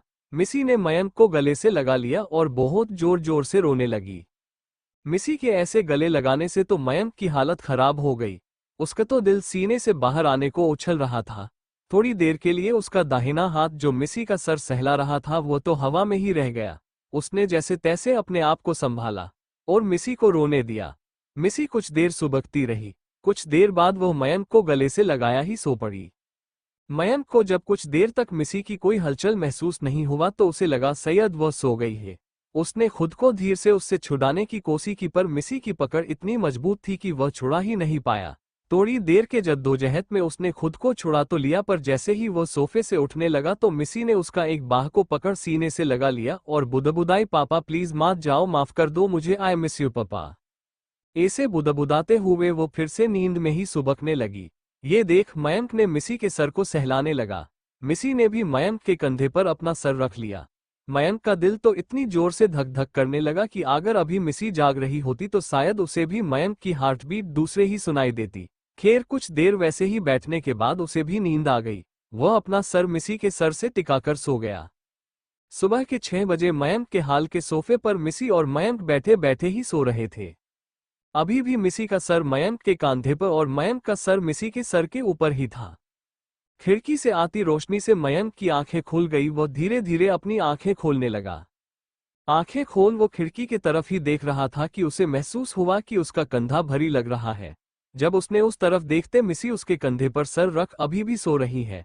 उसके चेहरे पर उसके बाल आ गए थी जिस वजह से उसे मिसी का चेहरा दिखाई नहीं दे रहा था। मयंक अपना हाथ बढ़ाकर उसके बलों को पीछे करने ही वाला था कि तभी मिसी जाग गई। जैसी उसने देखा कि वह किसी का हाथ पकड़े उसके कंधे पर सर रख सो रही है तो उसने झट से अपना सर उठा दिया ताकि वो उस इंसान को देख सके जिसके कंधे पर सर रख वो पूरी रात सो गई। उसका ऐसे झट से सर उठाने से मयंक जो उसी की तरफ देख रहा था मिसी का सर जोर से उसके नाक पर लग गया। ऐसे होते ही उसे ऐसा लगा कि उसका नाक टूट गया। मिसी ने हड़बड़ाकर पूछा, मयंक आप ठीक तो हो? मयंक ने अपने दर्द को छिपाते हुए हल्का सा हंसते हुए न में सिर हिलाया ही था कि उसके नाक से तप तप करके खून की धारा बहने लगी। ये देख मिसी बुरी तरह से घबरा गई। उसने जल्दी से टिश्यूज लिया और नाक से बहते खून को साफ करने लगी। घबराहट के चलते उसके आंसू तक निकल आए। वो बार बार माफी मांग रही थी और हॉस्पिटल जाने के लिए कह रही थी। घबरा तो मयंक भी गया था पर मिसी को ऐसे घबराता और खुद की केयर करता देख उसने अपनी घबराहट को छुपा ली और मिसी को ही बड़े प्यार से देखने लग। मयंक ने मिसी को शांत करते हुए कहा, कोई नहीं मिसी, मुझे दर्द नहीं हो रहा, देखो अब खून भी निकालना बंद हो गया है। मिसी ने देखा सच में खून निकलना बंद हो गया था। वो फिर से रुंधे गले से सॉरी कहती है। मयंक बोला, इट्स ऑक मिसी, अब रोना बंद करो, मैं बिल्कुल ठीक हूँ। तुम्हें यूनिवर्सिटी नहीं जान? मयंक की बात सुन वो हड़बड़ाते हुए बोली, अरे हाँ, मुझे यूनिवर्सिटी भी जानी है और टिफिन्स भी रेडी करनी है। मिसी की बात सुन मयंक थोड़ा कंफ्यूज होते हुए बोला, टिफिन्स? मिसी घबराते हुए मन में ही बोलती है, अरे मिसी क्या कर रही है, अभी तेरा सीक्रेट सामने आ जाता। मिसी मुस्कुराकर बात को संभालते हुए, अरे मेरा मतलब टिफिन्स, क्योंकि मैं तुम्हारे लिए खाना भी तो टिफिन में लाती हूँ और मैं कैंटीन में खाना नहीं खाती तो मैं रोज अपने लिए भी टिफिन बनाकर ले जाती हूँ। हो गए ना 2 टिफिन हुए, तो टिफिन्स हुए ना। मयंक बोला, ओ ओक। मिसी बोली, क्या अब मैं जाऊं? मयंक तो उसे रोकना चाहता था पर दिल पर पत्थर रखते हुए बोला, यस यस व्हाई नॉट, जाओ वरना देर हो जाएगी। मिसी फटाफट वहां से निकली। मयंक मिसी को जाते हुए देखता रहा। उसके जाने के बाद वो मुस्कुराते हुए अपने बालों पर हाथ घुमाता है। वो जैसे ही अपने नाक पर हाथ लगाता है उसे दर्द होता है। मयंक बोला, आउच, दर्द हो रहा है? कितनी जोर से लगी? दिखने में तो नाजुक सी लगती है पर उसका सर कितना हार्ड है। फिर वो खुद के सर पर मरते हुए कहता है, और मैं भी क्या इडियट के जैसे बात कर रहा हूँ। सभी का सर हार्ड ही होता है। फिर मिसी के बारे में सोचते हुए, कितनी क्यूट है यार, ये बोलते हुए वह भी अपने रूम की ओर चले जाता है। वही मिसी भी अपने फ्लैट पर जा खाना बनाने लगती है। थोड़ी देर में खाना बन जाता है। सारे टिफिन्स पैक करके वो छोटू को भेज देती है। वो भी खाना पैक करके मयंक के फ्लैट पर रख चली जाती है। ऐसे ही कुछ दिन बीत जाते हैं। आज संडे था। मिसी आज जल्दी ही अपने घर से कुछ पैकेट्स ले बाहर जाती है। मयंक भी आज जल्दी ही उठ गया था। उसने भी आज आसपास की जगह देखने की ठानी। वो जब से आया था बस ऑफिस से घर, घर से ऑफिस, बस यही उसकी जिंदगी बन गई थी। उसने कैजुअल कपड़े पहने और निकल पड़ा अपने अपार्टमेंट के आसपास के जगह घूमने। आसपास तो सभी ऊंची ऊंची इमारत ही थी। कुछ दूर जा उसने देखा वहां मिसी की स्कूटी खड़ी है। उसने इधर उधर देखा तो उसे मिसी कहीं नहीं दिखी। थोड़ी देर वह खेद होकर वह इधर उधर देख ही रहा था कि उसने मिसी को एक बड़ा सा बकेट पकड़े उसी की ओर आती दिखी। मिसी की नजर अभी तक उस ओर नहीं गई थी, इसीलिए वो एक बिल्डिंग के पीछे छिप गया। वो जहां से निकल रही थी वो बिल्डिंग के बीच से में जो छोटी सी गैप थी, वहां एक गली बनी थी। ये गली इतनी संकरी थी कि वहां तो एक स्कूटी तक नहीं जा सकती थी। शायद इसी वजह से मिसी ने अपना स्कूटी रास्ते पर ही छोड़ दिया था। वो जैसे ही स्कूटी में बैठने को हुई, किसी ने उसके कुर्ती को पीछे से खींचा। उसने पीछे देखा, पीछे कुछ बच्चे खड़े थे। उसी में से एक 3-4 साल की बच्ची ने मिसी की कुर्ती को पकड़ रखा था। मिसी पंजे के बाल बैठते हुए बोली, क्या हुआ बच्चा? वो बच्ची बोली, दीदी आप आगे भी आते रहोगे ना? मिसी बोली, हाँ। बच्ची बोली, पक्का आओगे ना? मिश्री बोली, पक्का आऊंगी, और आप सभी के लिए आज के जैसे बहुत खाना लाऊंगी, मिसी ने कहा। वो बच्ची खुश होते हुए बोली, सच्ची में दीदी आप बहुत अच्छी हो। आपको पता है मुझे बहुत भूख लगती है। माँ मुझे खाना देती है पर वह बिल्कुल भी अच्छी नहीं होती है, और उसमें आपके दिए खाने जैसे रंग भी नहीं होते, वो तो सिर्फ सफेद होता है। ये सुन मिसी को बहुत दुख हुआ कि यह बेचारे बच्चों ने आज तक चावल के अलावा कुछ नहीं खाया था। मिसी की आंख भर आई, उसने उस बच्ची को गले से लगा लिए। मयंक कब से सारी बातें सुन और मिसी की सारी हरकतें देख रहा था। उसे उनकी बात से थोड़ा बहुत समझ तो आ रहा था, फिर भी कंफर्मेशन के लिए वो कुछ देर तक उसी जगह पर छुपा रहा। थोड़ी देर उन बच्चों से बात करने के बाद मिसी वहां से स्कूटी लेकर चली गई। वो बच्चे तब तक मिसी को देख बाय करते हुए हिला रहे थे। मिसी के ओझल होने के बाद मयंक वहां से निकला और उन्हीं में से एक लड़के को पूछा, बेटा अभी अभी जो दीदी गई है ना, वह क्यों आई थी यहाँ? वो बच्चा बोला, वो मिसी दीदी। मयंक ने हाँ में सिर हिला दिया। अरे वो दीदी हमारे लिए वो क्या कहते हैं? वो सोचने लगा।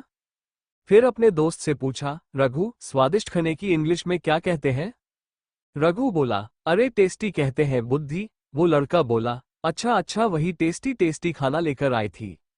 बोलते हुए वो बच्चा मयंक की तरफ देखने लगा। ये सुन मयंक मिसी से बहुत इम्प्रेस हो गया। वैसे भी वो मिसी से पहले से ही बहुत इम्प्रेस था, पर आज उसके दिल में मिसी के लिए इज्जत भी पैदा हो गई थी। मयंक उस बच्चे को थैंक यू बोल वहां से चला गया और अपने फ्लैट में आ गया। फ्लैट में आकर मयंक तैयार होने लगा नानी के घर जाने के लिए। तैयार होते वक्त भी उसे मिसी का ही ख्याल आ रहा था। लगभग 20 मिनट में तैयार होकर वह नीचे पार्किंग में गया और अपना कार लेकर चला गया। लगभग 1 घंटे की ड्रिवेन के बाद उसने एक सुंदर सी घर के सामने रोका। उस घर के आगे बड़ा सा सुंदर सा बगीचा था जिसमें ज्यादातर डेजी और हाइड्रेंजिया फूल थे। ये मेरे फेवरेट फूल है, सो मैंने इन्हीं के नाम लिख दिया। वो घर भी काफी सुंदर था। मयंक जैसे ही कार से उतरने को हुआ उसके कार पीछे और एक कार आकर रुक गई। दूसरे कार से सिद्धार्थ निकला। दोनों साथ साथ अंदर जाने लगे। सिद्धार्थ बाहर से ही नानी को मधु डार्लिंग कह बुलाते हुए अंदर जाने लगा। नानी सिद्धार्थ को उनकी नाम से बुलाता सुन अपने रूम से आते हुए बोलती है, ओह तो सांड आया है। सिद्धार्थ अपने लिए सांड सुन झल्लाते हुए बोलता है, यार मधु डार्लिंग में सांड नहीं सीड हूँ सीड, मुझे सांड बुलाना बंद करो। पर नानी ने उससे पूरी तरह से इग्नोर कर दिया और मयंक को खींचते हुए अंदर ले जाने लगी। सिद्धार्थ तो बस अपना मुंह खोले उन लोगों को देख रहा था। अरे मधुर डार्लिंग मेरे लिए भी रुको, ऐसा बोलते हुए सिद्धार्थ भी उन लोगों के पीछे पीछे जाने लगा। नानी ने मयंक को हॉल के सोफे में बिठाते हुए घर के नौकर को पानी लाने के लिए कहा। थोड़ी देर में नौकर 2 गिलास पानी लेकर आ गया। पानी पीने के बाद मयंक और नानी बातें करने लगे। दोनों ने ही सिद्धार्थ को पूरी तरह इग्नोर कर दिया था। उन दोनों को खुद को ऐसे इग्नोर करता दे सिद्धार्थ का तो वही बन गया। थोड़ी देर तो वह भी चुपचाप बैठा रहा कर जब उससे रहा नहीं गया तो वह बोल पड़ा, अरे तुम दोनों मुझे इग्नोर करना बंद करोगे, मैं भी यहाँ हूँ, मुझसे भी बातें करो। सिद्धार्थ की बात सुन नानी ने उसे घूर कर देखा और बोली, तो सांड से कौन बातें करेगा, जो इतने पास होकर भी मुझसे मिलने आता ही नहीं। नानी की बात सुन सिद्धार्थ बोला, अरे मधु डार्लिंग वो क्या है ना, मैं कपूर ग्रुप ऑफ इंडस्ट्री का सीईओ और मुझे काफी सारा काम करना पड़ता है, इसी वजह से मैं बहुत बिजी रहता हूँ, सो नहीं आ पाता आपसे मिलने। नानी बोली, पता है कितना बिजी रहता है तू, लड़कियों के पीछे पीछे घूमते वक्त तो तेरे पास टाइम ही टाइम होता है, पर इस बुद्धि नानी से मिलने के लिए तो तेरे पास टाइम ही नहीं। सभी को पता था कि सिद्धार्थ कितना फ्लर्टी है। नानी की बात सुन मयंक तो जोर जोर से हंसने लगा। मयंक को ऐसे हंस देख सिद्धार्थ ने अपना मुंह बना लिया और नानी को मनाते हुए बोला, अरे मधुर डार्लिंग तुम कहाँ बुढ़ी हो, तुम तो अभी जवान हो और खूबसूरत भी। सिद्धार्थ की बात सुन नानी मन ही मन खुश हो गई, पर अपने चेहरे पर कोई भाव लाए बिना बोली, तो मुझे यह मधु डार्लिंग बोलना छोड़ दे, मैं तेरी नानी हूँ, कोई तेरी डार्लिंग नहीं हूँ। सिद्धार्थ बोला, मैं तो मधु डार्लिंग ही बुलाऊंगा आपको। नानी बोली, तो मैं भी तुझे सांड ही बुलाऊंगी। सिद्धार्थ बोला, यार मधु डार्लिंग इट्स सिड सांड नहीं सीड। फिर से सिद्धार्थ को खुद को मधु डार्लिंग बुलाता सुन नानी को गुस्सा आ गया। फिर क्या था, शुरू हो गया नानी और सिद्धार्थ की नोकझोंक। मयंक तो बस साइड में बैठे दोनों की नोकझोंक देख एंजॉय कर रहा था। तभी एक नौकर सभी को लंच के लिए बुलाता है। सभी डाइनिंग हॉल में जाकर बैठ जाते हैं। सभी खाने को ढक कर रखा गया था। सिद्धार्थ थोड़ा एक्साइटेड होते हुए एक का ढक्कन हटाता है, वहां चावल होता है। दूसरे का ढक्कन हटाता है, वह रोटी होती है। इसे करते करते वह सभी का ढक्कन हटाता है। एक में दाल, एक में बटर चिकन, एक में मटन था। ये देख उसका तो मुंह ही सूख गया। दरअसल सिद्धार्थ नॉनवेज नहीं खाता था। वो उदास नजरों से नानी को देखता है। उसे ऐसे उदास देख नानी बोलती है, इतना उदास होने की कोई जरूरत नहीं, तेरे लिए भी बना है। ये कह वो एक नौकर को इशारा करती है। नौकर किचन से 2 बाउल लेकर आता है। दोनों ही रखे हुए होने के कारण मयंक को दिख नहीं रहा था उसमें क्या है। उसने झट से दोनों बाउल की ढक्कन एक साथ हटा दी। जैसे ही उसने बाउल में रखी हुई चीज को देखा वो खुश हो गया। उन बाउल्स में उसकी पांडिता शाही पनीर और बैगन का भरता था। ये देख वह तो खाने में टूट ही पड़ता है। उसे ऐसे खाता देख मयंक और नानी एक दूसरे की तरफ देखते हैं और फिर सिद्धार्थ को। दोनों ही एक साथ नमे सिर हिलाते हैं और मुस्कुरा के वह भी खाना खाने लगता है। खाते खाते मयंक नानी से पूछता है, नानी बाकी सब कहाँ है? नानी बोली, अरे तेरा मामा शोरूम गया है, तेरी मामी ड्यूटी और बच्चे दोनों ही अपनी नानी के घर गए हैं। अभी उनकी छुट्टी चल रही है ना, वैसे तेरे मामा और मामी शाम तक आ जाएंगे। मयंक के मामा उसकी माँ से बड़े हैं। उसकी 2 फर्नीचर की शोरूम है। वही उसकी मामी एक डेंटिस्ट है। रही बात बच्चों की तो मयंक के मामा मामी को काफी लेट बच्चे हुए। वैसे भी उनकी शादी मयंक की मां के शादी से लगभग 5 साल बाद हुई थी, सो उनके बच्चे अभी भी स्कूल ही जाते थे। उनके 2 बच्चे थे, एक बेटी जो बड़ी थी, दूसरा बेटा जो छोटा था। बेटी रिहा 11th में पढ़ती थी, वही बेटा ऋषि 9th का स्टूडेंट था। मयंक नानी की बात सुन बस हाँ में सिर हिला देता है। सभी लोग खाना खा रहे थे, तभी नानी मयंक की तरफ देख बोली, तेरी वो बूढ़े दादी का क्या हाल चाल है? मयंक उनकी ओर देख बोला, क्यों उनकी आपसे बातें नहीं होती क्या? नानी बोली, होती है ना, उसने तो बोला तेरे यह आने के बारे में, वरना तू तो मुझे बताता ही नहीं। मयंक नानी को मानते हुए बोला, ऐसा नहीं है नानी, मैं सच में आपको सरप्राइज देना चाहता था, पर दादी ने बता दिया। वैसे आपकी अगर उनसे बातें होती हैं तो आप क्यों मुझसे पूछ रही हैं उनकी हालचाल के बारे में? नानी सफाई देते हुए बोली, अरे नहीं नहीं, उससे तो बात होती रहती है, पर वो बुढ़ी हो गई है ना, हर दिन तबीयत एक जैसी नहीं रहती है ना, इसी वजह से पूछ रही हूँ तुझसे। उनकी बात सुन सिद्धार्थ, जो कब से खाना ठूसे जा रहा था, वो टपक से बोल पड़ा, नानी आप और उनकी आगे बराबर है। उसकी बात सुन नानी ने अपने आईब्रो को उठाके हुए पूछा, तो यह मेरी नानी माँ की अगर वो बड्डी है तो आप भी बूढ़े हो, सिद्धार्थ बोला। दरअसल नानी और मयंक की दादी दोनों बचपन की दोस्त थी। वही सिद्धार्थ की माँ और मयंक की का भी बेस्ट फ्रेंड थे। सिद्धार्थ जब कॉलेज की पढ़ाई के लिए इंग्लैंड गया, वो मयंक से मिला। 5 साल तक वो इंग्लैंड में मयंक के घर पर ही रहा। उसकी बात सुन नानी बोली, बूढ़ी होगी तेरी माँ, मैं बूढ़ी नहीं हूँ। वही हर वक्त बीमार पड़ती रहती है, इसीलिए तुझे कहती हूँ जल्दी से शादी कर ले, तेरे बाद मयंक की भी करनी है। नानी की बात सुन सिद्धार्थ बोला, पर मेरा पहले क्यों, मयंक का क्यों नहीं? नानी बोली, क्योंकि तू मयंक से बड़ा है। सिद्धार्थ चिढ़ते हुए बोला, सिर्फ 2 महीने बड़ा हूं, उसे इससे क्या फर्क पड़ता है? नानी बोली, फर्क पड़ता है, 1 दिन से भी फर्क पड़ता है। इसे ही छोटी मोटी नोक-झोंक करते करते सभी ने डिनर कॉम्प्लीट किया और हॉल में आकर बैठ गए। सिद्धार्थ बोला, वैसे नानी मैंने आपके विश लगभग पूरी कर दी है। नानी थोड़ी कंफ्यूजन से पूछती है, क्या? सिद्धार्थ थोड़ा शर्माते हुए बोला, माँ के लिए बहू लाने की विश। ये सुनते ही नानी काफी एक्साइटेड हो गई, फिर थोड़ा शक करते हुए उन्होंने पूछा, वैसी वाली तो नहीं जिसके पीछे पीछे तो घूमता रहता है? नानी की बात सुन सिद्धार्थ बोलता है, नहीं, इस बार मैं सीरियस हूँ। नानी एक्साइटमेंट में बोलती है, सच्ची तेरे पास उसकी फोटो है? सिद्धार्थ बोला, हाँ हाँ, क्यों नहीं, आपको देखना है। नानी जोर देते हुए बोली, अरे दिखाना। सिद्धार्थ ने झट से अपना फोन निकालकर वो फोटो दिखा दी जिस दिन उसने काजल को पहली बार देखा था। काजल की फोटो देख नानी खुश होते हुए बोली, वहां कितनी प्यारी बच्ची है। मयंक जॉब कब से इन दोनों की बातें सुन रहा था, पर उनकी बातों पर ज्यादा ध्यान नहीं दे रहा था। जब नानी ने उस लड़की की तारीफ की जिसकी फोटो वह देख रही थी, तो उसे भी क्यूरोसिटी हुई उसकी फोटो देखने की। उसने जब फोटो देखा तो वह बोल पड़ा, अरे ये तो तेरी सेक्रेटरी मिस काजल है ना? सिद्धार्थ थोड़ा शर्माते हुए बोलता है, मिस काजल नहीं, भाभी बोलो उसे, और हाँ ये काजल ही है। वैसे तुझे तो पता होना चाहिए, उस दिन उस शॉप में मैंने उसे देखा था और मैंने तुझे बोला भी था। उसकी बात सुन मयंक बोला, अच्छा वो लड़की मिस काजल ही थी। मुझे लगा तुझे फिर वैसा वाला ही प्यार हो गया होगा, जब भी तू किसी खूबसूरत लड़की को देखता है तो तुझे हो जाता है, इसीलिए मैंने ज्यादा ध्यान नहीं दिया था। वैसे भी उस दिन वो बहुत भीड़ था। मयंक ने अपनी गलती पर पर्दा डालने के लिए कहा। मयंक की बात सुन सिद्धार्थ उसे घूरते हुए बोला, मिस काजल नहीं, भाभी बोल उसे।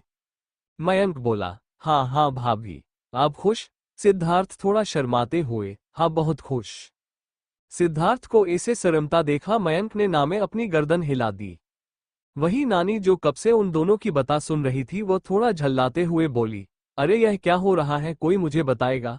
और तू कैसे जानता है इस लड़की को, और यह सेक्रेटरी का क्या चक्कर है? वो मयंक की तरफ देख बोली। मयंक ने उन्हें सिद्धार्थ का काजल को पहली बार देखना और उसका उसे अपने पुरानी सेक्रेटरी को हटा काजल को सेक्रेटरी बनना सब बता दिया। वैसे उसे पता नहीं था कि सिद्धार्थ ने क्यों अपनी पुरानी सेक्रेटरी को हटा काजल को सेक्रेटरी बनाया, पर जब उसने सिद्धार्थ की बातें सुनी तो उसे रियलाइज हुआ इस बारे में। मयंक की सारी बातें सुन नानी खुश होती हुई सिद्धार्थ का थपथपाते हुए बोली, ये हुआ ना मेरे नाती वाला काम, आई प्राउड ऑफ यू। वैसे उसे ये सब के बारे में पता है कि नहीं? नहीं, पर जब मुझे लगेगा कि वह भी मुझसे प्यार करती है तब मैं बताऊंगा, तब तक मैं उसे पटाने की कोशिश जाऊंगा। ये बोल वो मुस्कुराने लगा। नानी भी प्राउड से बोली, ये तूने ठीक बोला, अगर तुझे कोई टिप्स चाहिए तो मुझसे पूछ लेना, मैं तुझे फ्री टिप्स दे दूंगी। तभी दादी मयंक को घूर कर बोली, देख अब तो सिद्धार्थ ने भी अपने लिए लड़की देख ली, क्या फायदा इतना गुड लुकिंग हो जब तुम एक गर्लफ्रेंड भी बना ना पाओ। ये बोल नानी ने मुंह बिचकर लिया। वही सिद्धार्थ पहली बार नानी के मुंह से खुद की तारीफ और सिद्धार्थ सुन काफी खुश हो गया, क्योंकि नानी हमेशा उसे सांड कहकर बुलाती थी। वही मयंक ने जब अपनी नानी की बात सुनी तो पता नहीं क्यों उसे मिसी की याद आ गई। उसे मिसी से पहली बार मिलने से लेकर अब तक की सारी बातें याद आने लगी। वही दूसरी तरफ हमारी मिसी बेचारी कब से पानी पिए जा रही थी, क्योंकि उसे कब से हिकिया आ रही थी और रुकने का नाम नहीं ले रही थी। वो अब तक 2 बोतल पानी पी चुकी थी, पर उसकी जिद्दी हिचकी थी जो रुकने का नाम ही नहीं ले रही थी। वैसे रुकती भी कैसे कोई उसके ख्यालों में जो खोया हुआ था। वही शॉप की मालकिन जो कब से मिसी को हिचकी से परेशान होकर पानी पीते हुए देख रही थी, वो बोली, अरे ये पानी पीकर भी कोई फायदा नहीं। उनकी बात सुन मिसी कंफ्यूजन में उन्हें देखने लगी। हमारी मिसी बेचारी कब से पानी पिए जा रही थी, क्योंकि उसे कब से हिचकियां आ रही थी और रुकने का नाम नहीं ले रही थी। वो अब तक 2 बोतल पानी पी चुकी थी, पर उसकी जिद्दी हिचकी थी जो रुकने का नाम ही नहीं ले रही थी। वैसे रुकती भी कैसे कोई उसके ख्यालों में जो खोया हुआ था। वही शॉप की मालकिन जो कब से मिसी को हिचकी से परेशान होकर पानी पीते हुए देख रही थी, वो बोली, अरे ये पानी पीकर भी कोई फायदा नहीं। उनकी बात सुन मिसी कंफ्यूजन में उन्हें देखने लगी।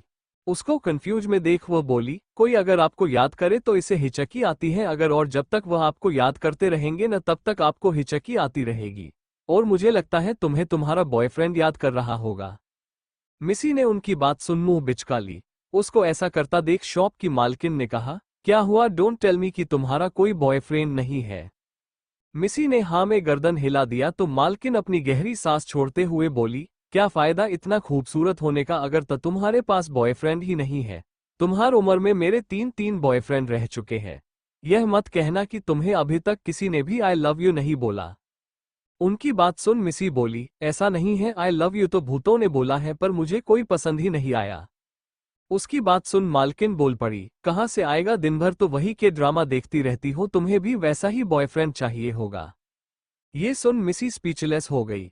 उसे कुछ ना बोलता सुन वो बोली, पता था मुझे, मेरी बेटी भी तुम्हारी तरह ही है, दिन भर का ड्रामा देखती है और उसे बॉयफ्रेंड चाहिए जून की तरह।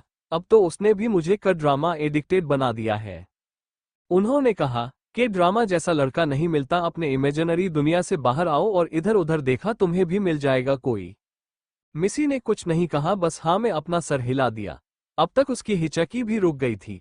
दूसरी तरफ मयंक जो मिसी के ख्याल में खोया हुआ था, वो ख्याल से तब निकला जब सिद्धार्थ और नानी किसी बात पर जोर जोर से ठहाका लगाकर हंस रहे थे। अब तक शाम हो गई थी। तभी घर के बाहर एक कार आकर रुकी। कार से लगभग 50-55 साल की एक आदमी उतरे। ये थे मयंक के मामा नरेश मित्तल। वो कार से उतर सीधा अंदर आने लगे। अंदर आते वक्त उन्हें हंसी की आवाज सुनाई दी तो वह अंदर आते हुए बोले, किस बात पर इतनी हंसी आ रही है, जरा हमें भी बताएं, हम भी हंस लेंगे। उनकी आवाज सुन सभी उनकी ओर देखने लगे। सिद्धार्थ ने जैसे ही उन्हें अंदर आते हुए देखा, वह भागकर उनके गले से लग गया। मयंक का तो ये देख मुंह ही बन गया। मामाजी ने मयंक को मुंह बनाते हुए देख लिया और उसे भी इशारे से उनके पास आने के लिए बोला। मयंक इशारा समझ उनके पास जाकर हाथ बांधे खड़ा हो गया। उसे ऐसे रूठता देख मामाजी ने मुस्कुराकर सिद्धार्थ को खुद से अलग किया, जो अभी तक उनसे चिपका हुआ था, और मयंक को खींचकर गले से लगा लिया। उन्होंने गले लगाए मयंक का पीठ थपथपाते हुए बोले, अभी भी बच्चों की तरह हरकत करते हो, बड़े हो जाओ, शादी की उम्र हो गई है। उनके मुंह से शादी की बात सुन वह नाराज होते हुए बोला, मामा। नरेश जी बोला, अच्छा नहीं बोलूंगा सबसे। मैं पहले फ्रेश होकर आता हूँ, उसके बाद आराम से बैठ बातें करेंगे मामा भांजे। ये बोल वो अपने कमरे में चले गए।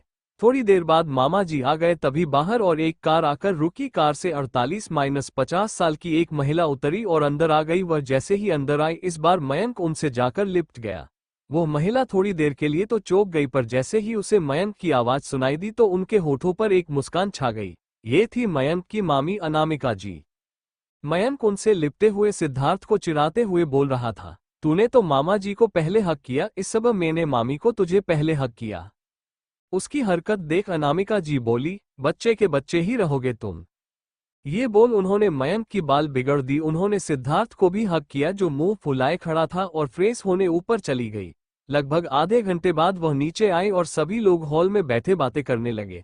तभी मयंक ने मामी से पूछा, बच्चे कब आएंगे? मामी बोली, कल दोपहर तक आ जाएंगे, परसों से उनकी क्लासेस खुलेंगी ना। उनकी बात सुन मयंक बोला, तब तो मैं कल छुट्टी ले रहा हूँ। उद्धरण चिन्ह। उसकी बात सुन सिद्धार्थ उसे घूरते हुए बोला, किसी की इजाजत से? मयंक लापरवाही से बोला, खुद की। उसकी लापरवाही देख सिद्धार्थ बोला, पर बास तो मैं हूं ना। मयंक बोला, तो? सिद्धार्थ घूरते हुए बोला, कम से कम मुझे तो पता होना चाहिए ना कि तू छुट्टी ले रहा है। मयंक बोला, तो अब पता चल गई ना। उसकी बात सुन पहले तो सिद्धार्थ ने उसे घूर कर देखा, फिर मुस्कुराते हुए बोला, कोई नहीं, तेरा बॉस बहुत दयालु है, दे दी तुझे छुट्टी। तेरे साथ में भी ले रहा हूं कल की छुट्टी। सिद्धार्थ की मुंह मियां मिट्ठू वाली बात सुन मयंक ने मुंह बना लिया।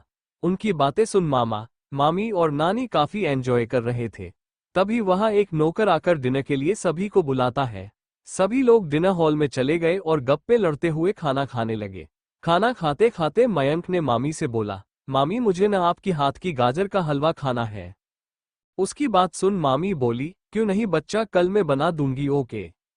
मयंक ने हाँ में सिर हिला दी और अपना खाना खाने लगा। खाना खाने के बाद सभी लोग अपने अपने कमरे में सोने चले गए। खाना खाते खाते मयंक ने मामी से बोला, मामी मुझे न आपकी हाथ की गाजर का हलवा खाना है। उसकी बात सुन मामी बोली, क्यों नहीं बच्चा, कल मैं बना दूंगी। ओक। मयंक ने हाँ में सिर हिला दी और अपना खाना खाने लगा। खाना खाने के बाद सभी लोग अपने अपने कमरे में सोने चले गए। अगली सुबह सभी ने ब्रेकफास्ट की। मामी ने भी सभी के लिए गाजर का हलवा बना दिया था। मयंक तो बहुत खुश हुआ। दोपहर तक बच्चे भी आ गए थे। उनसे मिलने के बाद और लंच करने के बाद मयंक और सिद्धार्थ दोनों निकल गए अपने अपनी घर की ओर। मयंक ने कार को अपने फ्लैट के बिल्डिंग के नीचे बने पार्किंग में लगाया और पास के कन्वीनियंस स्टोर पर गया जहां मिसी काम करती थी। उस स्टोर की इंटर और एग्जिट डोर अलग अलग होने के कारण वही खड़ी चीजों को स्कैन कर रही मिसी पर नहीं गई। वही मिसी भी कस्टम से घिरी हुई थी, इसी वजह से उसे भी मयंक नहीं दिखा। थोड़ी देर इधर उधर चक्कर लगाने के बाद मयंक ने कुछ चीजें ली। वह जैसे ही काउंटर पर पहुंचा तो मिसी को देख हैरान रह गया। मिसी भी मयंक को देख थोड़ा चौंक जरूर गई थी, पर उसने कोई रिएक्ट नहीं किया और मयंक के कहे सारे सामान लेकर उसे स्कैन करने लगी। मयंक ने मिसी को कोई रिएक्ट न करता देख पूछा, तुम ये जॉब करती हो? मिसी ने हाँ में सिर हिला दिया। मयंक बोला, तुम तो पढ़ रही हो ना अभी? मिसी ने कहा, हाँ मैं ये पार्ट टाइम जॉब करती हूँ। मयंक ने बस हाँ में सर हिला दिया और सारे सामान के पैसे देकर वहां से अपने रूम पर चला गया। इस तरह 2 महीने बीत गए। इस बीच मयंक और मिसी काफी अच्छे दोस्त बन गए थे। इस बीच मयंक का झुकाव मिसी की तरफ और भी ज्यादा बढ़ गया। मिसी की भी लास्ट सेमेस्टर के एग्जाम्स हो गए थे, अब तो बस थीसिस सबमिट करना रह गया था। उसकी थीसिस में भी मयंक ने उसकी बहुत मदद की। इसी बीच मयंक को मिसी की सीक्रेट टिफिन बिजनेस के बारे में भी पता चल गया। वह क्या है ना, मयंक रोज जॉगिंग करने जाता था। हमेशा तो वह लिफ्ट से नीचे जाता था, पर जब से उसे मिसी की फ्लैट नंबर पता चला, वह सीढ़ी से उतरकर मिसी के रूम के बाहर से चला जाता था ताकि सुबह सुबह उसे उसकी एक झलक दिखाई दे। उस दिन भी वह वहीं से जा रहा था कि उसे मिसी की फ्लैट से काफी ज्यादा खटपट की आवाज सुनाई दे रही थी। पहले तो उसने सोचा शायद मिसी कुछ काम कर रही होगी, पर उसका मिसी के लिए प्रोटेक्टिव दिल नहीं माना। वह जैसे ही दूर बेल बजाने वाला था, उसने देखा दरवाजा थोड़ा सा खुला हुआ है। वो बिना सोचे समझे जैसे अंदर गया। उसने देखा मिसी टेबल में एक बड़ा सा बर्तन रख उसमें से कुछ टेबल में रखे डिब्बों में डाल रही है। मयंक को तो अंदर घुसते ही पता लग गया था कि उस बर्तन पर क्या रखा होगा, क्योंकि सारा रूम खाने के खुशबू से महक रहा था। वही मिसी मयंक के उपस्थिति से अनजान खाना पैक करने में लगी थी। मयंक तो इस बीच बस मिसी को ही देखे जा रहा था। काम करते वक्त वह इतनी खूबसूरत जो लग रही थी। मिसी जब एक डिब्बी को रखने के लिए थोड़ा सा मुड़ी तो उसे ही देखता मयंक से उसकी आंखें मिसी। थोड़ी देर तो वह भी मयंक के आंखों पर डूब सी गई, पर थोड़ी देर में दोनों को ही होश आया। मिसी काफी घबरा गई उसकी सीक्रेट रिवील होने पर। इसी वजह से उसे ना चाहते हुए भी मयंक को अपनी सीक्रेट बिजनेस के बारे में बताना पड़ा। मयंक को जैसे ही यह बात पता चली कि ममा सीक्रेट नाम की टिफिन लंच और कोई नहीं मिसी बनाती है, तो वो बहुत खुश हुआ था, क्योंकि उसने भी ऑफिस में इस टिफिन लंच बॉक्स की काफी तारीफ सुनी थी। उसने भी बीच दोनों की कॉन्ट्रैक्ट, मिसी ने जो मयंक की कार की मिरर तोड़ी थी उसके भरपाई के तौर पर दोनों के बीच जो कंट्रीरेट हुई थी वह भी कब की खत्म हो गई थी। दोनों इतने अच्छे दोस्त जो बन गए थे। मिसी की तरफ से तो दोस्ती ही थी, पर मयंक के तरफ से दोस्ती से कहीं बढ़कर थी। अब तो मयंक भी मिसी की खाना बनाने में हेल्प करने लगा। इसी बीच उसे चाय और काफी अच्छे से बनाना आ गया था। वहीं दूसरी तरफ सिद्धार्थ भी नानी की लड़की पटाने को उल्टी सीधी टिप्स से काजल को इम्प्रेस करने की कोशिश करने लगा। पर इन 2 महीने में काजल ने कभी भी मयंक की इन हरकतों पर ध्यान नहीं दी। सिद्धार्थ भी काफी सुधार चुका था। अब तो वह किसी लड़की से फ्लर्ट करना तो छोड़ो, काजल के सिवा किसी और लड़की की ओर देखता तक नहीं था। सिद्धार्थ की इस बदलाव को देख मयंक काफी शॉक्ड और खुश था। उसे पता लग गया था कि सिद्धार्थ को इस बार सच्चा वाला प्यार हो गया था। वो सिद्धार्थ के लिए खुश भी था, क्योंकि उसने काजल को काफी बारीकी से एब्जॉर्ब किया था। उसे वो अच्छी लड़की लगी जो सिद्धार्थ को सुधार सकती है। आज के दिन की तरफ आज कपूर ग्रुप ऑफ कंपनी के सारे एम्प्लॉयज बहुत ज्यादा बिजी थे, क्योंकि आज से एक हफ्ते बाद कपूर ग्रुप ऑफ कंपनी की फाउंडेशन डे था। सभी लोग व्यस्त थे। सबसे ज्यादा तो शायद काजल थी, क्योंकि फाउंडेशन डे में होने वाली बेस्ट एम्प्लॉय की अवार्ड शो की और रात को होने वाली सारी फंक्शन की जिम्मेदारी सिद्धार्थ ने खुद ली थी और काजल को उसकी हेल्प करने को कह दिया था। यह आइडिया भी उसे नानी ने ही दी थी। वैसे भी कंपनी के इस साल 50 वर्ष पूरे होंगे, सो सेलिब्रेशन भी 2 गुना ज्यादा बड़ा बनता ही था ना। काजल अपने हाथ पर एक फाइल को पलटते हुए सिद्धार्थ के केबिन पर आई। वो फाइल में इतना घुसी हुई थी कि उसे पता ही नहीं चला सिद्धार्थ कब से उसे ही देख रहा था। वो फाइल ने नजर गड़ाए ही कुछ दिखने के लिए जैसे ही वह आगे बढ़ी वो सिद्धार्थ के वॉकिंग टेबल से टकरा गई, और जैसे ही वह गिरने को हुई सिद्धार्थ उसे संभालने के लिए आगे बढ़ा, पर तभी कुछ ऐसा हुआ कि दोनों की आंखें एकदम से बड़ी हो गई। Thank you for listening. मुझे उम्मीद है आपको ये स्टोरी पसंद आई होगी। अगर आपको पसंद आई है तो प्लीज लाइक और कमेंट करना ना भूलें और मोर स्टोरीज के लिए सब्सक्राइब करें। मिलते हैं नेक्स्ट वीडियो में।